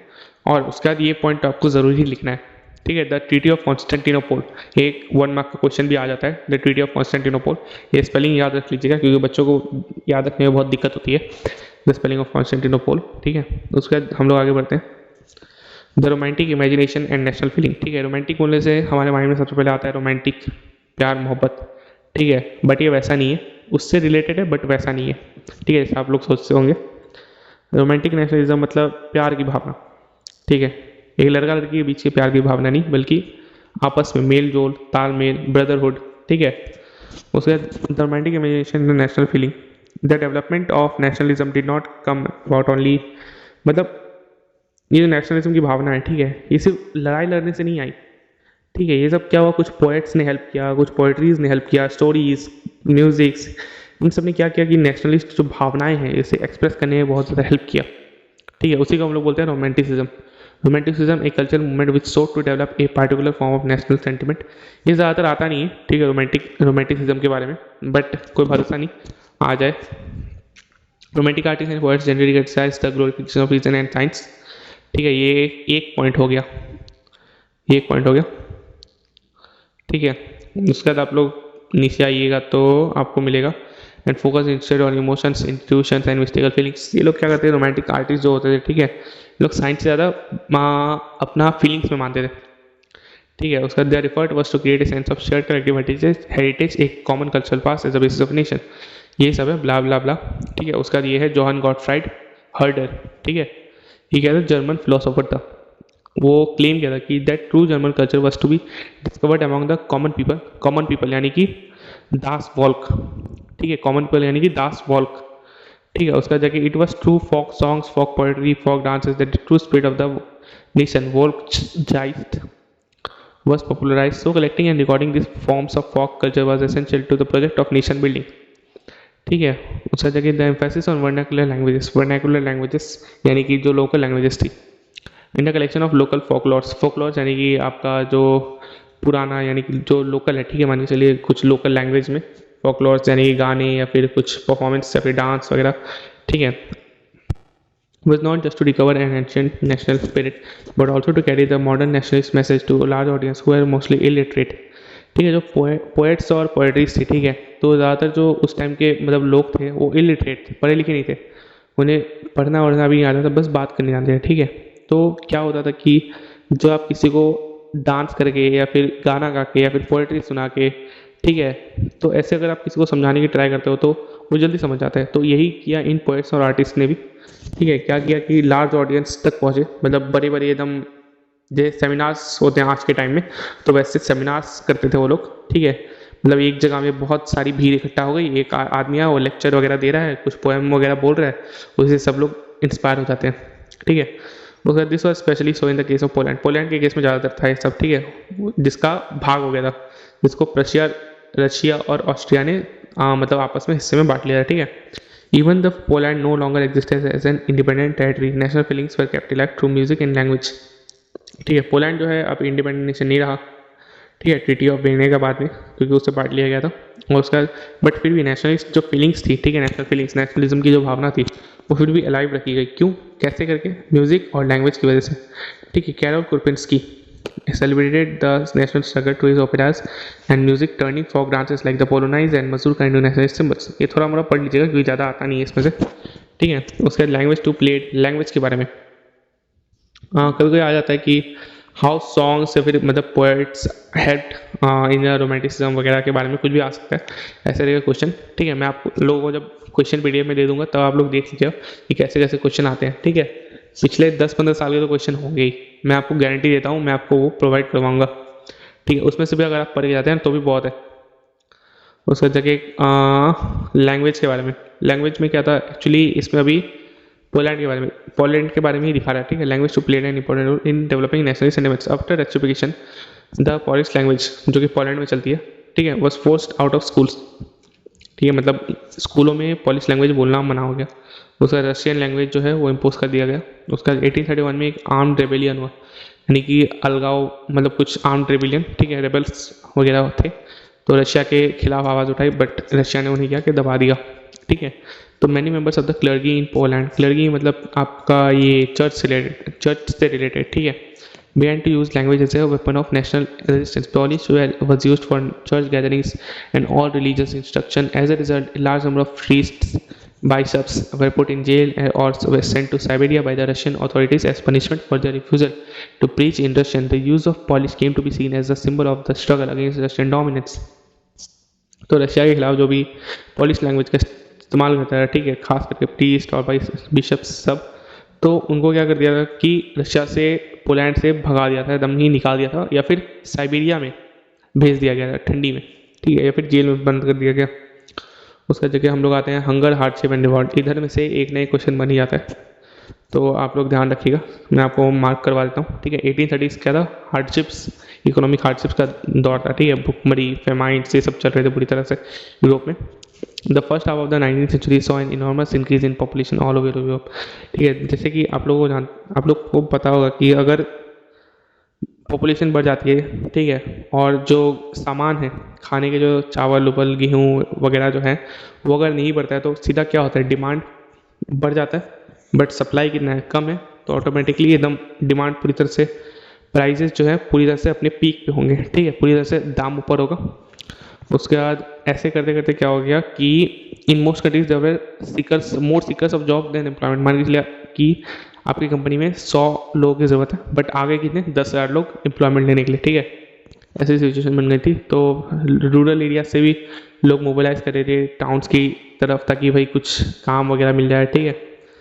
तो वो लोग क्या कर रहे थे, ओवर क्राउडेड स्लम्स में रहते थे, जैसे कोई जगह वगैरह हो गया, ठीक है, कि बहुत ज़्यादा ही भीड़ में रहते थे। उसके बाद small producers were often faced with stiff competition from imports of cheap machine made goods from England, where industrialisation was more advanced than on the continent. तो क्या था कि इंग्लैंड में इंडस्ट्रियलाइजेशन आ चुका था, ठीक है, तो लोगों को उतना मुश्किल हो नहीं रहा था कि जैसे पहले हाथ से सिलते थे कपड़े, तो उन्हें उतना मुश्किल नहीं हो रहा था, ठीक है, वो जल्दी जल्दी कपड़ा बना के बेच भी देते थे। बट यहाँ पे क्या हो रहा था कि इनके प्राइसेस हाई थे, ठीक है, जो हैंड से बनाते हैं ना कपड़े, उसके प्राइसेस जो ज़्यादा होते हैं, ठीक है, as compare to industrial goods. तो इंडस्ट्रियल गुड्स में ज़्यादा ये होता है, ठीक है। उसका जगह आता है आपका ग्लोबलाइजेशन की वजह से इंग्लैंड पावरफुल बन गया था, ठीक है, तो कोई स्टिफ कंपटीशन मिल रहा था इनको, स्मॉल प्रोड्यूसर्स को, ठीक है, अपना माल बेच ही नहीं पा रहे थे। उसका जगह आता है this was specially so in case of textile, कपड़ों के केसेस में ज़्यादा हो रहा था, ठीक है। In those regions of Europe where aristocracy still enjoyed power, peasants struggled under the burden of feudal dues and obligations. The rise of feud prices or a year of bread harvest led to widespread pauperism in towns. तो जहाँ पर aristocracy थी, ठीक है, तो वो तो अपना बसेरा कर ही रहे थे, ठीक है, आराम से अपना ज़िंदगी बसा रहे थे। बट जो पीजेंट्स वगैरह थे वो लोग के ऊपर क्या हो रहा था कि बर्डन बढ़ रहा था, ठीक है, ऊपर से उन्होंने कुछ शायद लोन वगैरह भी लेके रखा होगा, तो उसका भी बर्डन एक रहता है, ठीक है, खाने को चावल नहीं है, ऊपर से ड्यूज़ भी नहीं देते हैं वो लोग, खर्चा वगैरह जो होता है, ठीक है, सैलरी पगार टाइप, वो लोग भी नहीं देते हैं।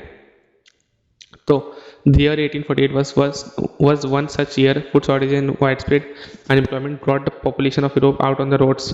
Barricades were erected and Louis Philippe was forced to flee. तो देखा आप लोगों ने, जैसे कि लुइस फिलिप को बैठाया था गद्दी पे, तो अगर कुछ नहीं हुआ, ठीक है, हार्डशिप वगैरह ऐसा शुरू हो गया, लुइस फिलिप को भगा दिया, ठीक है। तो अभी बात करते हैं कि यहाँ पे से कहाँ से आपको पढ़ना है, ठीक है, कौन कौन से पॉइंट आपको पढ़ने हैं।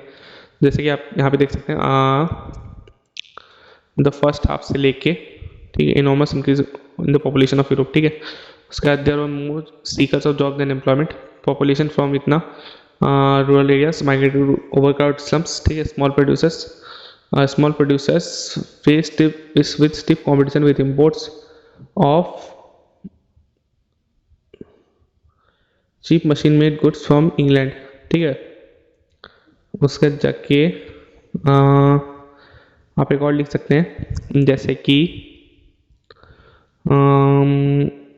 ये, ठीक है, food shortages and widespread unemployment brought the population of Paris out on the roads, barricades were erected, Louis Philippe was forced to flee. ये सब है और कुछ नहीं है ज़्यादा, ठीक है। उसके बाद आते हैं हम लोग a national assembly programme A republic granted suffrage to all adult males above 21 and granted the right to work. National workshops to provide employment were set up.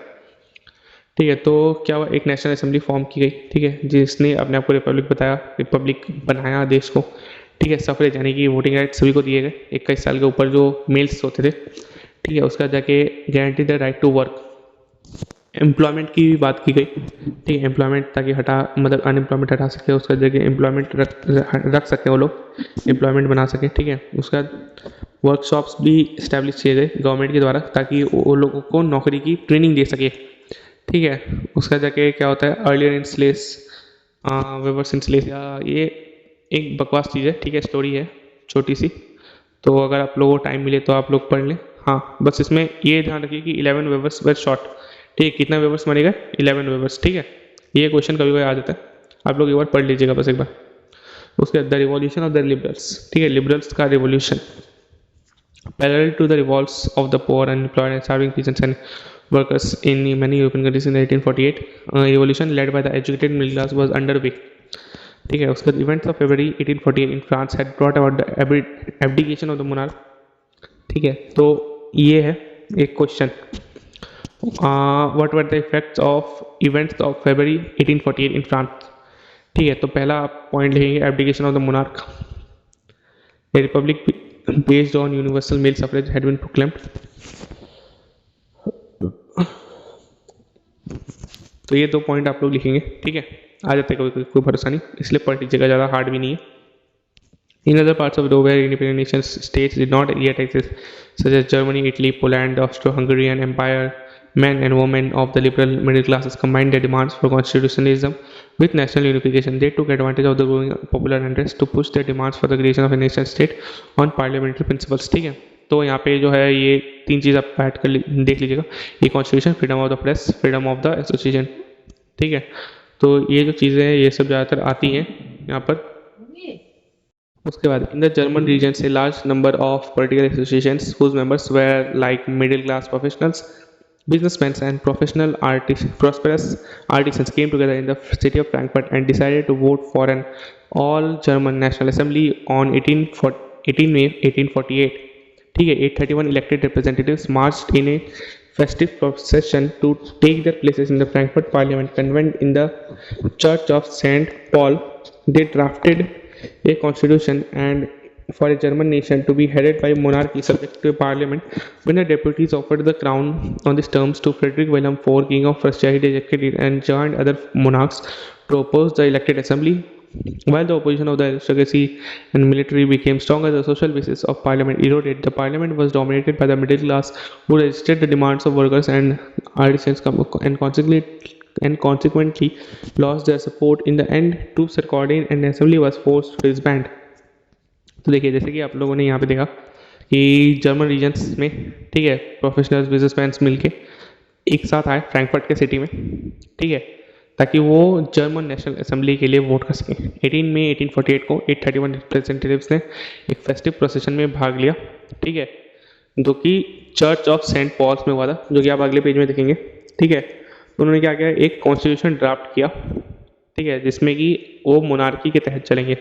ठीक है, उन्हें जो दिशा दिखाएगा वो होगा एक मोनार्क। ठीक है, तो ये प्रस्ताव लेके वो फ्रेडरिक विलियम IV के पास गए। ठीक है, तो फ्रेडरिक विलियम IV ने उसे मना कर दिया, रिजेक्ट कर दिया उस प्रपोजल को। ठीक है, क्योंकि उसे इसमें पावर दिख नहीं रही थी, क्योंकि जो मोनार्क था, ठीक है, वो सब्जेक्ट टू पार्लियामेंट होगा, यानी कि मोटा मोटी जो है पार्लियामेंट के पास भी अच्छा सा पावर हो गई, तो कब जब चाहे तब वो मोनार्क को जाके क्वेश्चन कर सकता है। ठीक है, उसका जो है फ्रेडरिक विलियम IV, ठीक है, जो कि प्रशिया का राजा था, तो उसने अदर मोनार्क फोर्सेस को ज्वाइन करके, ठीक है, उस जो नेशनल असेंबली थी उसे बंद करवा दिया। क्यों बंद हो गई नेशनल असेंबली? ठीक है, क्योंकि वो जो एरिस्टोक्रेसी और क्योंकि वो जो था वो डोमिनेटेड था मिडिल क्लास से। ठीक है, जो कि demands of workers and artisans जो थे ना, उनके डिमांड्स को रेजिस्ट करते, यानी कि उनके खिलाफ थे। ठीक है, तो जो वर्कर्स और आर्टिसंस जिनका सबसे ज़्यादा बड़ा सपोर्ट बेस में उनका सबसे बड़ा हाथ था, ठीक है, वर्कर्स और आर्टिसंस सबसे ज़्यादा क्वांटिटी में थे, तो अगर उनकी डिमांड्स को फुलफिल नहीं किया जा रहा है तो भले क्यों ही भाग लेंगे। ठीक है, तो उन्होंने अपना सपोर्ट हटा लिया। उसका जाके क्या था, ट्रूप्स को बुलाया गया। ठीक है, ट्रूप्स मार्च कर रही है अंदर में, उसका असेंबली डिसबैंड हो गई, यानी कि असेंबली खत्म हो गई। ठीक है, उसके बाद और वोमेन के इशू में भी आता है, ठीक है, कि the issue of extending political rights to women was. हाँ, वैसे मैं एक बात बताना भूल गया कि यहाँ पे जो है ये क्वेश्चन 2 आता है, ठीक है, कि on 18 May 1848 festive procession took the place in the parliament convened in the church of St. Paul. ठीक है, they drafted a constitution for a German nation headed by monarchy to subject to parliament. When the deputies King of Prussia rejected it and joined other forces to disband the assembly to elected assembly. ठीक है, उसके बाद जाके यहाँ पे while the opposition of the aristocracy and military became stronger, the social basis of parliament eroded. The parliament was dominated by the middle class, who resisted the demands of workers and artisans and consequently lost their support. In the end, troops were called in and the assembly was forced to disband. तो यही है, ठीक है, इसको एक बार पढ़ लीजिएगा और मैं जैसे जैसे मार्क करा रहा हूँ वैसे वैसे मार्क करते चलिएगा ताकि आप लोगों को ईजी होता रहे, ठीक है। The issue of extending political rights women was a controversial one. जैसे कि हम लोग जानते हैं कि पहले से वुमेन्स को जो है वोटिंग राइट्स दिया नहीं गया, ठीक है। तो वुमेन्स ने अपना क्या किया, पॉलिटिकल एसोसिएशंस खोला, पॉलिटिकल पार्टीज खोला, ठीक है, न्यूज़पेपर्स ढूंढा अपना, उसके बाद पॉलिटिकल मीटिंग्स और डेमोन्स्ट्रेशन जो होते थे उनमें भाग भी लिया, ठीक है। तो इतना सब होने के बाद भी उन्हें जो है वोटिंग राइट्स दिया नहीं गया, जो इंडियन नेशनल असेंबली, ठीक है। इवन जब फ्रैंकफर्ट में ये हुआ ना, आदमी लोग बैठ रहे हैं, जैसे कि आप लोग यहाँ पे देख सकते हैं, नीचे जो बैठे हैं वो है 831 डिप्यूटीज, ठीक है। और जो ऊपर में ये देख रही हैं, ये चीज़ें, ये जो लोग देख रहे हैं ये है महिलाएं, ठीक है, जिन्हें नीचे तक आने नहीं दिया, वो ऊपर से देख रही हैं। और ये है जर्मन नेशनल असेंबली का ये जर्मेनिया, ठीक है। इसके बारे में हम लोग आगे पढ़ेंगे, ये एक इम्पॉर्टेंट कैरेक्टर ही है, ठीक है, इसीलिए इसका नाम याद रखिएगा, जर्मेनिया, ठीक है। उसके बाद जाके हम लोग आ रहे हैं The conservative forces were able to suppress liberal movements in 1848. They could not restore the old order. ये कंजर्वेटिव फोर्सेज जो है 1848 की रिवोल्यूशन को भले ही दबा दे, बट वो जो पुरानी कंडीशन में थे, ठीक है, एकदम ऐशो आराम में, वो वापस नहीं जा पा रहे थे उस पुराने कंडीशन में, बहुत मुश्किल हो रहा था, ठीक है। Monarchs were beginning to realise that the cycles of revolution and repress could only be ended. तो मोनार्क और जो मतलब ये मोनार्क्स वगैरह थे, ठीक है, उन्हें रियलाइज़ हो रहा था कि ये जो रिवोल्यूशन का और रिप्रेशन का साइकिल है ये तब तक ख़त्म नहीं होगा जब तक हम चेंजेस नहीं करेंगे, ठीक है, लिबरल नेशनलिस्ट्स के फेवर्स में।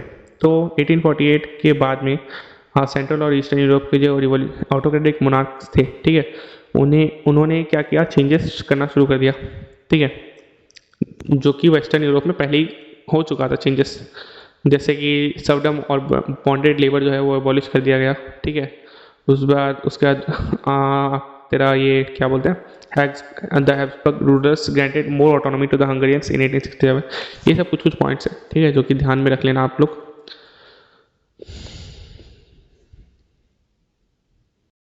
तो अब हम लोग शुरू करने जा रहे हैं the making of Germany and Italy, ठीक है, कि जर्मनी और इटली जो है वो नेशन स्टेट्स बनी कैसे, क्योंकि मैंने जैसे पहले कहा था कि वो डिवाइडेड थे, ठीक है, और अब जाके वो लोग कैसे एक हुए ये हम लोग अभी पढ़ने वाले हैं, ठीक है। Germany, can the army be the architect of a nation. क्या आर्मी आर्किटेक्ट हो सकती है किसी नेशन की, मतलब कोई आर्मी क्या किसी नेशन को बना सकती है। After 1848 nationalism in Europe moved away from its association with democracy and revolution. Nationalist sentiments were often mobilised by conservatives for promoting state power and achieving political domination over Europe, ठीक है। तो nationalist sentiments जो थे वो कभी कभी conservatives इधर उधर करते थे, ठीक है, जैसे ब्रेन वॉश टाइप करते थे ताकि वो अपनी सत्ता बचा सके, ताकि वो पावर में रह सके, ठीक है। This can be observe in the process by which Germany and Italy came to be unified as nation states. जैसे कि मैंने कहा, ताकि वो लोग अपना सत्ता बचा सके या फिर वो पावर में आ सके, ठीक है। तो अभी हम लोग पढ़ने वाले हैं। As you have seen nationalist sentiment feelings were wide spread among middle class Germans वो इन 1848 ट्राई टू यूनाइट, यानी कि हम उसकी बात बोल रहे हैं, ठीक है, कि फ्रैंकफर्ट पार्लियामेंट में जो हुआ था, ठीक है। तो वो in 1848 try to unite the different regions of the German confederation into a nation state governed by an elected parliament. This liberal initiative to nation building was however repressed by the combined forces of the monarchy and the military supported by the large landowners called Junkers of Prussia. From then on, Prussia took on the leadership of the movement for national unification. In its chief minister Otto von Bismarck was the architect of this process, carried out with the help of the Prussian army and bureaucracy. 3 wars over 7 years with Austria, Denmark, and France ended in Prussian victory and completed the process of unification. In January 1871, the Prussian king William I was proclaimed German emperor in a ceremony held at Versailles. तो 1848 में जब Frankfurt parliament fail हो गया था, ठीक है, तो Germans के अंदर ऑलरेडी एक भावना थी कि जर्मनी को यूनाइट करना है। तो क्या हुआ कि जो प्रशिया के मोनार्की थी, ठीक है, तो उन्होंने प्रशिया जो था, जो कि पहले रिजेक्ट कर दिया था वो प्रपोजल, ठीक है, बाद में एक्सेप्ट किया या नहीं किया ये नहीं पता, बट हाँ उसने अपना एक छेड़ दिया कि हाँ जर्मनी को एक करना है तो करना है, ठीक है, और ऊपर से उन्हें सपोर्ट था लार्ज लैंड ओनर्स का, जिन्हें कि जंकर्स बोलते थे हम लोग, ठीक है। लार्ज लैंड ओनर्स मतलब बहुत बड़े बड़े मान के चलिए कि खेतों के मालिक, ठीक है। तो इसका जो लीडर बना वो कौन बना, प्रशिया बना। और प्रशिया किसके नेतृत्व में था, ऑटो वन बिस्मार्क के नेतृत्व में जर्मनी को यूनाइट करने निकला, ठीक है। तो auto who was the architect of this of Germany, ऐसे अगर पूछा जाए कभी, मतलब, ठीक है, तो आप लोग लिखेंगे ऑटो वन बिस्मार्क। उसका जाके तो उसने कैसे एक किया, प्रशियन आर्मी एंड ब्यूरोक्रेसी, ठीक है, डिप्लोमेटिक रिलेशंस के साथ साथ। और प्रशियन आर्मी जहाँ पे डिप्लोमेटिक रिलेशंस काम नहीं किया, वहाँ पे पावर का दम दिखाया उसने, ठीक है। उसका जाके उसने कितने लड़ाई लड़ी, 3 वॉर्स लड़ी, ठीक है। 7 सालों तक लड़ते रहे auto von Bismarck Austria, Denmark और फ्रांस के साथ, ठीक है, जिसमें कि उनकी आखिर में जाके जीत हो ही जाती है। उसका जनवरी 1871 में क्या होता है, प्रशियन किंग विलियम वन को जर्मन एम्परर का ताज पहनाया जाता है, ठीक है। तो यहाँ से क्वेश्चन आंसर्स आते हैं, ठीक है। तो मैं आपको मार्क करा देता हूँ यहाँ पे, जैसे कि Russia took on the leadership for national unifications, ठीक है। Its chief minister Otto von Bismarck was the architect of this process carried out with the help of the Prussian army, and उसके 3 wars over 7 years Denmark, France and Indian Prussian victory and complete the process of unification। देखिए ये इन जनवरी 1 से लेके यहाँ तक, ठीक है, यहाँ तक लिखना है।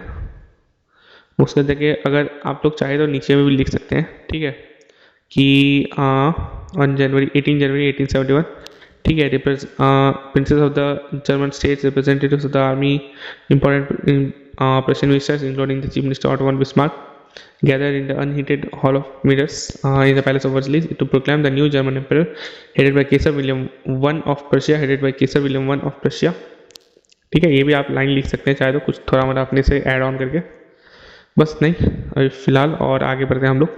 उसके बाद the nation building process in Germany had demonstrated the dominance of Prussia, Prussian state power, ठीक है। जैसे कि मैंने कहा कि पावर बनाने के लिए पहले मतलब कंट्रीज क्या करती थी कि नेशनलिस्ट सेंटिमेंट्स को इधर उधर खेलती थी, ठीक है, ब्रेन वॉश टाइप करके अपने फ़ायदे में लाती थी।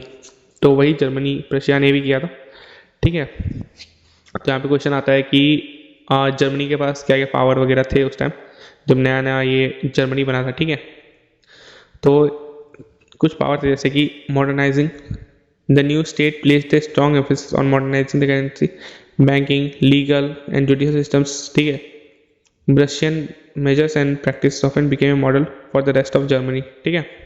तो ऐसी कुछ कुछ चीज़ें थी जो कि जर्मनी मतलब पावरफुल उस टाइम में था, ठीक है। Modernising currency, banking, legal and judicial systems. उसके जगह आता है आपका ये मैप, ठीक है। देखिए आप रशिया कितना भी बड़ा था, मतलब रशिया, ठीक है। उसके बाद इटली कैसे यूनिफाई हुआ, क्योंकि इटली भी तो भाग में टूटा हुआ था, ठीक है। तो ये जैसे कि आप ये पिक्चर में देख सकते हैं, ठीक है, ये बाजू में ये है ऑटो वन बिस्मार्क। तो ऑटो वन बिस्मार्क क्या है, एक हंटर लेके आए इसमें, ठीक है। और ये जो बाजू में आप लोग आदमी देख रहे हैं, ठीक है, जो कि चेयर के नीचे ऐसे छिपा हुआ है, ठीक है, ये है आपका पार्लियामेंट के जो मेंबर्स हैं वो डरे हुए हैं ऑटो वन बिस्मार्क से, क्योंकि वही है सबका करता धरता, ठीक है।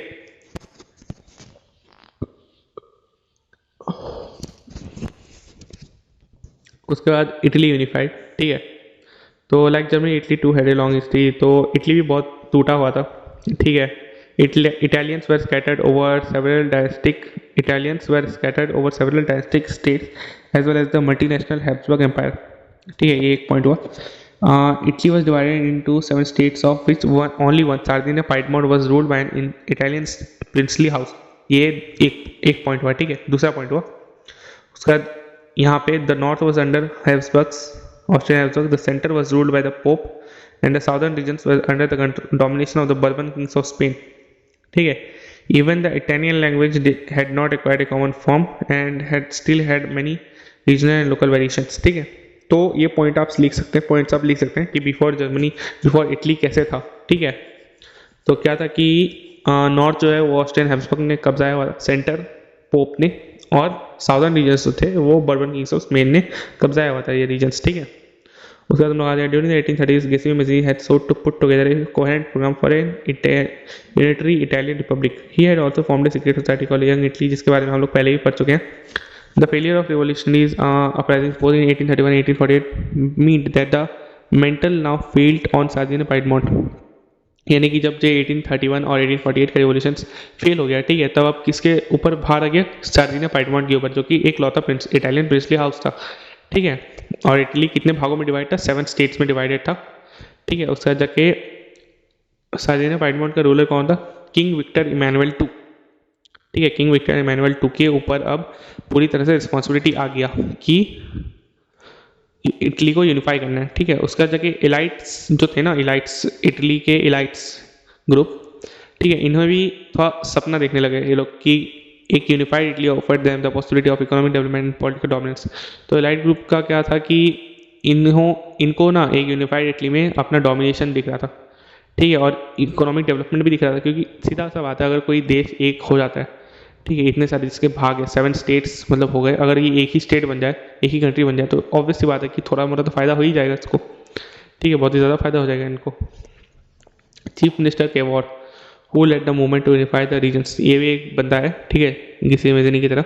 Who led the movement to unify the regions of Italy was neither a revolutionary nor a democrat like many other wealthy and educated members of the Italian elite, ठीक है। इलाइट्स जैसे कि मैंने कहा कि डोमिनेंस वगैरह, उसका इकोनॉमिक डेवलपमेंट भी उनको दिखता है इलाइट्स को, ठीक है। He spoke French much better than he did Italian, ठीक है। ये जो चीफ मिनिस्टर के अवार्ड था, ठीक है, इसके ऊपर कभी कोई क्वेश्चन आ जाता है तो आप लोग थोड़ा ध्यान से समझ के लिख लीजिएगा इसके ऊपर में, ठीक है।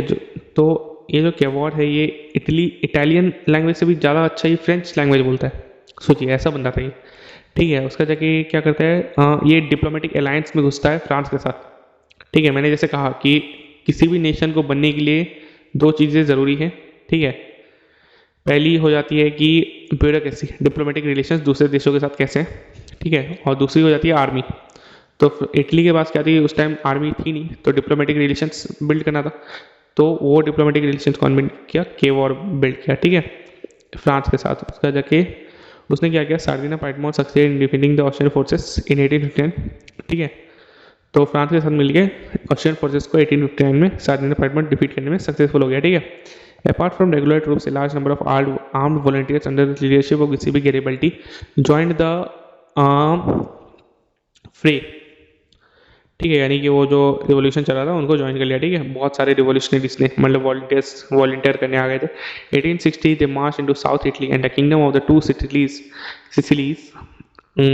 And succeeded kingdom of the 2 Sicilies and succeeded in winning the support of the local peasants, यानी कि जो मतलब तंग आ गए थे, ठीक है, कि इटली 7 स्टेट्स में डिवाइडेड है, तो उनको भी नुकसान हो ही रहा होगा। तो जब वो लोग किंगडम ऑफ 2 सिसिलीज को जीतने गए, ठीक है, तो उनके जो लोकल लोग थे, ठीक है, लोकल पीजेंट्स थे, उनका पूरा सपोर्ट मिला विक्टर इमैनुअल टू को, ठीक है। Winning the support of the local peasants in order to drive out the Spanish rulers, ठीक है। स्पेनिश रूलर्स जो थे बर्बन डायनेस्टी के, तो उनको खदेड़ दिया। In 1861, Victor Emmanuel II was proclaimed king of United Italy. However, much of the Italian population, among whom rates of illiteracy were very high, remained blissfully unaware of liberal nationalist ideology. The peasant masses who had supported Garibaldi in southern Italy had never heard of Italia, who believed that La Italia was Victor Emmanuel's wife, ठीक है। तो ये ज़रूरी line नहीं है, ठीक है, बस इतना समझ लेना कि 1861 में इटली जो है वो यूनाइट हुआ था और उसका पहला राजा बना था विक्टर इमैनुअल II, ठीक है। तो आप लोग नीचे में देख सकते हैं जैसे कि ये जो है ये पहले इटली टूटा हुआ था, ठीक है, बट बाद में जाके जुड़ गया पूरी तरह से। तो आगे बढ़ते हैं हम लोग, the strange case of Britain, ठीक है। तो जैसे कि हम लोगों ने जर्मनी और इटली के केस में देखा, ठीक है, कि अचानक से जोश हुआ, ठीक है, फिर धीरे धीरे करके होने लग गया आदमी लोगों की, धीरे धीरे करके हाँ नेशनल सेंटिमेंट्स जागता है, बट हाँ यहाँ पे नेशनल सेंटिमेंट्स जैसा कुछ नहीं हुआ। ब्रिटेन ऑलरेडी एक पावरफुल स्टेट था ही, ठीक है, इसे बस पावर चाहिए था। तो हम लोग पढ़ना शुरू करते हैं इसका। In Britain the formation of the nation state was not the result of a sudden upheaval और रिवॉल्यूशन, ठीक है, अचानक से कोई रिवॉल्यूशन वगैरह नहीं हुआ, ठीक है। It was the result of a long drawn out process. There was no British nation prior to the 18th century. The primary identities of the people who inhabited the British Isles were ethnic ones such as English, Welsh, Scot और Irish. तो Britain बोल के कोई country नहीं था, ठीक है, actually British island था। तो वहाँ पे कुछ एथनिक ग्रुप्स रहते थे, जैसे कि इंग्लिश कुछ रहते थे, कुछ वेल्श रहते थे, कुछ स्कॉट रहते थे, कुछ आयरिश रहते थे, ठीक है। All these ethnic groups had their own culture and political traditions, but as the English nation steadily grew in wealth, ठीक है, तो इंग्लिश नेशन, जैसे कि अभी भी आप लोग देख सकते हैं कि यूनाइटेड किंगडम यानी कि इंग्लैंड, ठीक है, उसका आप लोग देखेंगे आजू बाजू आयरलैंड है, फिर स्कॉटलैंड को हथियाया हुआ है ब्रिटेन ने, ठीक है, तो वैसा ही कुछ है ये भी।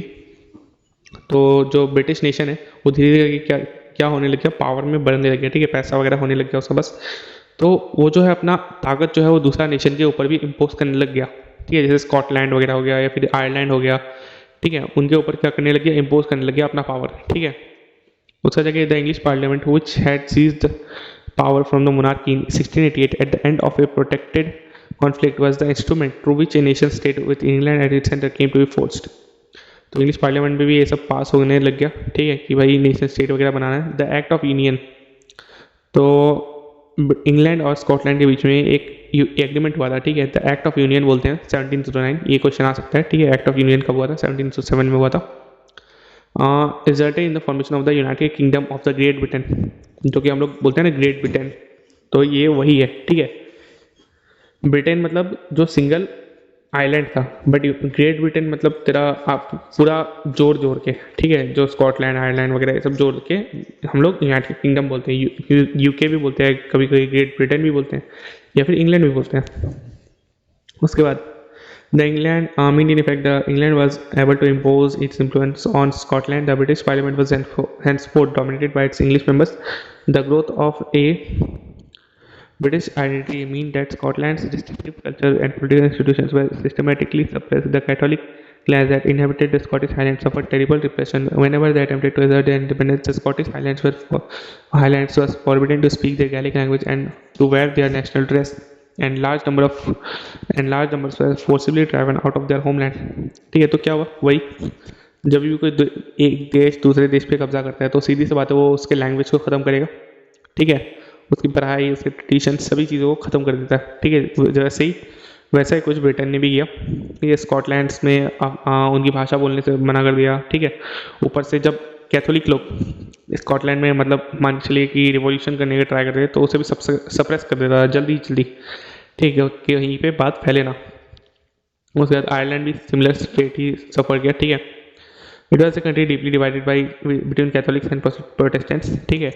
ये जो आयरलैंड कंट्री था ये दो ग्रुप्स में डिवाइडेड था, ठीक है, कैथोलिक्स और प्रोटेस्टेंट्स। दो इंग्लिश जो है वो प्रोटेस्टेंट्स को हेल्प किया, ठीक है, क्योंकि प्रोटेस्टेंट्स जो थे ना वो माइनॉरिटी कम्युनिटी थी, ठीक है, तो उन्हें ऐसे भी डर लगता कि कैथोलिक्स कुछ कर न दे, ठीक है। तो कैथोलिक्स लार्जली थे, तो ऑब्वियस सी बात है कि अगर 100 लोग हैं, ठीक है, उसमें से 80 कैथोलिक्स हैं और 20 मान के चलो कि प्रोटेस्टेंट्स है, तो ब्रिटेन जो 20 के साथ थोड़ा मोड़ा हथियार जिसके पास ज़्यादा अच्छे थे, पैसा था उसके पास, ठीक है, तो 80 को अगर हरा दिया तो 20 प्रोटेस्टेंट्स को हराना तो उसके पास मामूली बात है उसके लिए, ठीक है। तो ऐसा ही कुछ खेल उसने भी खेला ब्रिटेन ने। तो Catholic revolts against British dominance were suppressed after a failed revolt led by Wolfe Tone and his United Irishmen 1798 Ireland was forcibly incorporated into the United Kingdom in 1801. A new British nation was forged through the propagation of a dominant English culture. The symbols of the new Britain, the British flag, the national anthem, the English language were actively promoted and the older nations survived only as subordinate partners in this union। ठीक है, तो Ireland वही जोड़ दिया great Britain के साथ, ठीक है। उसका जाके वुल्फ टन नाम का एक बंदा, उसके साथ कुछ और आयरिशमैन, ठीक है, उन्होंने एक रिवॉल्ट शुरू किया, बट फिर से वही सप्रेस कर दिया गया, ठीक है। उसका जाके एक नया ब्रिटिश नेशन बनाया गया, ठीक है। उसका ये चीज़ें आप लोगों को ध्यान में रख लेनी है, ठीक है। The British flag, Union Jack, ठीक है, British the national anthem, God save our noble king, ठीक है। उसके बाद English language were actively promoted and the nation only survived as a subordinate partners in this union, ठीक है। उसके बाद हम लोग आते हैं विजुअलाइजिंग द नेशन, कि नेशन को विजुअलाइज करते हैं कैसे है। जैसे हम लोग इंडिया को देखते हैं तो हम लोग इंडिया को कैसे हम लोग विजुअलाइज करते हैं, भारत माता की जय, जैसे हम लोग इंडिया को दुर्गा माँ के रूप में देखते हैं, ठीक है। तो उसी टाइम में फ्रांस वगैरह को जो थे तो किस रूप में देखते थे उसकी बात हो रही है यहाँ पे, ठीक है। ये पहला वाला तो उतना कुछ काम का नहीं है, ठीक है। पहला वाला पैराग्राफ उतना कुछ काम का नहीं। The female form that was chosen to personify the nation did not for any particular woman in real life, that it sought to give the abstract idea the female figure became an allegory of the nation. ठीक है, ये line तो थोड़ा important है। The female figure became an allegory of the nation. Allegory यानी कि मान के चलिए आपका होप एक टाइप का, ठीक है, होप देने वाला बंदा। उसके बाद you will recall that during the French revolution artist used female figure allegory to portray such idea such liberty justice and republic. ठीक है, this ideas were represented through specific objects और symbols. As you remember the attributes of liberty are the red cap और broken chain, while justice is generally blindfolded woman carrying a pair of weighing scales. जैसे कि मतलब कुछ चीज़ें हम लोग जैसे रिप्रेजेंट करते हैं, ठीक है, जैसे मान के चलिए अदालत में, हमारे कोर्ट्स में क्या होता है, एक पुतला रहता है, ठीक है, जस्टिस, जिसके आँख में पट्टी बंधी रहती है और हाथ में वेइंग स्केल्स होते हैं, ठीक है, कि कानून के लिए सब बराबर है, कानून अंधा है, ठीक है, वैसे ही कुछ होता है। मतलब जैसे similar female allegories were invented by artist in the 19th century to represent the nation. In France she was christened Marion.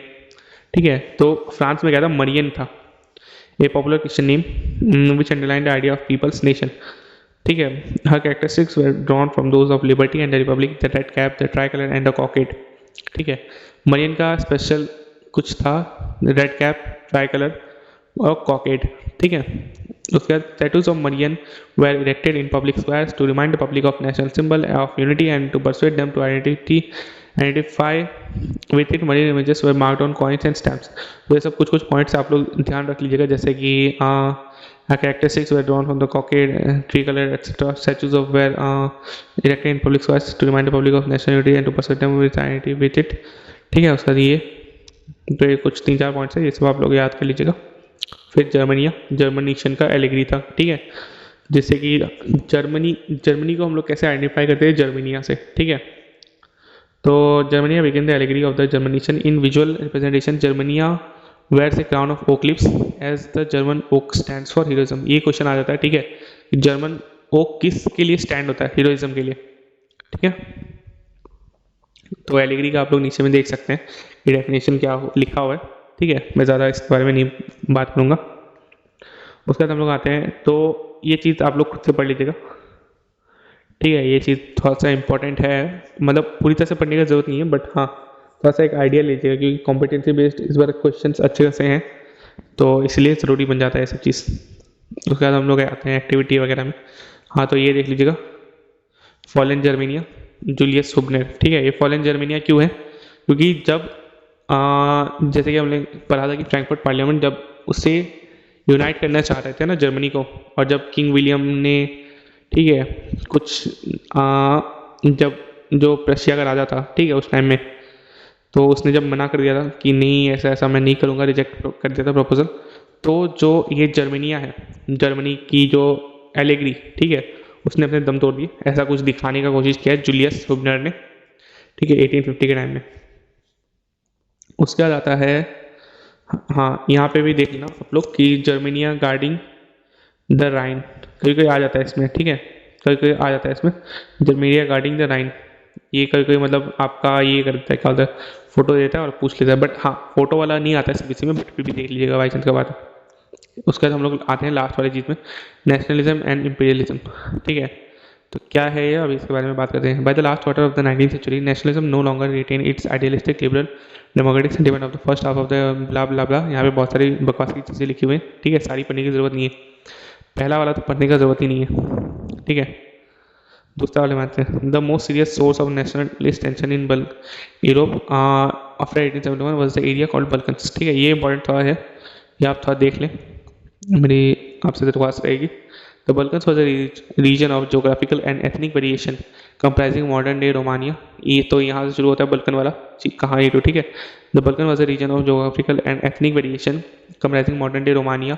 आज के दिन इसमें मॉडर्न डे रोमानिया है, बुल्गारिया है, अल्बेनिया है, ग्रीस है, मैसेडोनिया है, क्रोटिया है, बोस्निया हर्जगोविना है, Slovenia, Serbia, Montenegro, whose inhabitants were broadly known as the slaves। ठीक है, इनके जो इनहेबिटेंट्स है उन्हें स्लेव्स कहा जाता है, स्लेव्स, SLAVS, VAS नहीं, VS। ठीक है, उसका a large part of the Balkans was under the control of the Ottoman empire.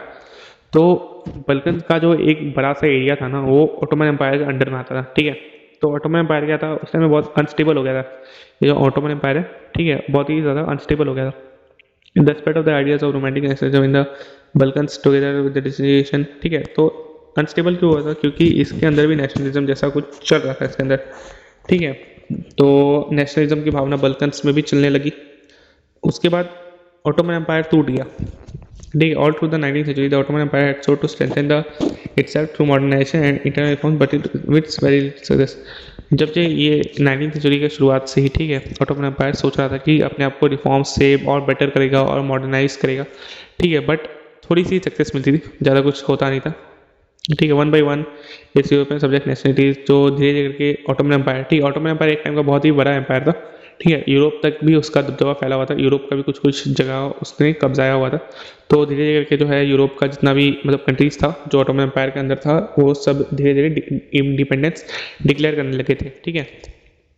उसके बाद जाके the Balkan peoples based their claims for independence on political rights, on nationality, and used history to prove that they weren't independent but had subsequently been subjugated by foreign powers, ठीक है। तो Balkan जो area था, तो उसके जो लोग थे उन्होंने कुछ पॉलिटिकल राइट्स, नेशनलिटी, उसका हिस्ट्री से उन्होंने प्रूव करना चाहा कि वो हमेशा से इंडिपेंडेंट रहे, बट हमेशा कोई दूसरी पावर, बाहरी पावर आके उन पे कब्जा कर लेती है, ठीक है। Hence the rebellious nationalities in the Balkans thought of their struggle as attempt to win back their long lost independence. तो बल्कन के जो रिबेलियस नेशनलिस्ट थे, ठीक है, जो रेबल्स थे, तो उन्होंने क्या किया कि अपने जो अटेम्प्ट्स हैं, ठीक है, उसको अपना जो लंबा अपना इंडिपेंडेंस खोया हुआ है उसके अटेम्प्ट्स के रूप में देखा कि हम भाई अपना दूर का जो इंडिपेंडेंस है, जो कि हम लोग इतने सालों से खो रहे हैं, इतने सालों से हम लोग को नहीं मिला है, वो हम लोग जीत के रहेंगे। उसके बाद आता है as the different Slavic nationalities struggle to define their identity and independence. As the different Slavic nationalities struggled to define their identity and independence, the Balkan area became an area of intense conflict. The Balkan states were fiercely jealous of each other and each hoped to gain more territory at the expense of the others. Matters were further complicated because the Balkans also became the scene of big power rivalry. During this period, there was intense rivalry among the European powers over trade and colonies, as well as naval and military might. These rivalries were even very evident in the way the Balkan problem unfolded. Each power, Russia, Germany, England, Austria, Hungary, was keep on countering on hold of other powers over the Balkans, extending its control over the area. ठीक है, तो Balkan already जो कि इतना मतलब ये था, ठीक है, कि अनस्टेबल जगह था, और बल्कन के जो स्टेट्स थे ना, मतलब छोटे छोटे स्टेट्स, वो एक दूसरे से बहुत ही ज़्यादा चलते थे, उनकी तरक्की एक दूसरे से देखी नहीं जाती थी, ठीक है। तो धीरे करके जो है इसमें थोड़ा बहुत ज़्यादा ही राइवलरी होने लग गया धीरे धीरे बल्कन रीजन्स में। और इसमें सोने पे सुहागा मतलब क्या है कि रशिया, जर्मनी, इंग्लैंड जैसे जो देश थे वो बाहर में कॉलोनी बसाना चाहते थे, और ठीक है, मतलब बल्कन जो एरिया था उसमें अपनी पावर को धौस जमाना था, ठीक है। तो इसका एक बहुत ही बड़ा सेटबैक ये हुआ कि फर्स्ट वर्ल्ड वॉर का शुरुआत हो गया, ठीक है, बल्कन एरिया से। तो nationalism aligned with imperialism led Europe to disaster in 1914, ये एक इंपॉर्टेंट लाइन है जो कि आप लोगों को पढ़ लेनी चाहिए, ठीक है। उसके बाद, but meanwhile many countries in the world had been colonised by the European powers in the 19th century began to oppose imperial domination. The anti-imperial movements that developed everywhere were nationalist in the sense that they all struggled to form independent nation states and were inspired by a sense of collective national unity forged in confrontation with imperialism. European ideas of nationalism were nowhere replicated, for people everywhere developed their own specific variety of nationalism, but the idea that societies should be organized nation states came to be accepted as naturally universal, ठीक है। तो nation state वगैरह का जो ये जो बहुत पहले से शुरुआत हुआ, ठीक है, नेशन स्टेट लिबरलिज्म वगैरह, तो इसका लोगों ने अलग अलग मतलब निकाला, ठीक है, बट हाँ सबका जो एक कॉमन पॉइंट है कि हाँ स्टेट्स को सब पूरी कंट्री को जो है जोड़ के रखना है, अलग अलग नहीं करना है। तो इसी के साथ हम लोग समाप्ति करते हैं इस लेसन का, ठीक है। इस लेसन के मैं क्वेश्चन आंसर जल्दी ही इस वीडियो के PDF में नीचे में डिस्क्रिप्शन में दे दूंगा, ठीक है, तो आप लोग वहाँ से चेक कर सकते हैं, ठीक है। चलिए, गुड नाइट, बाय बाय।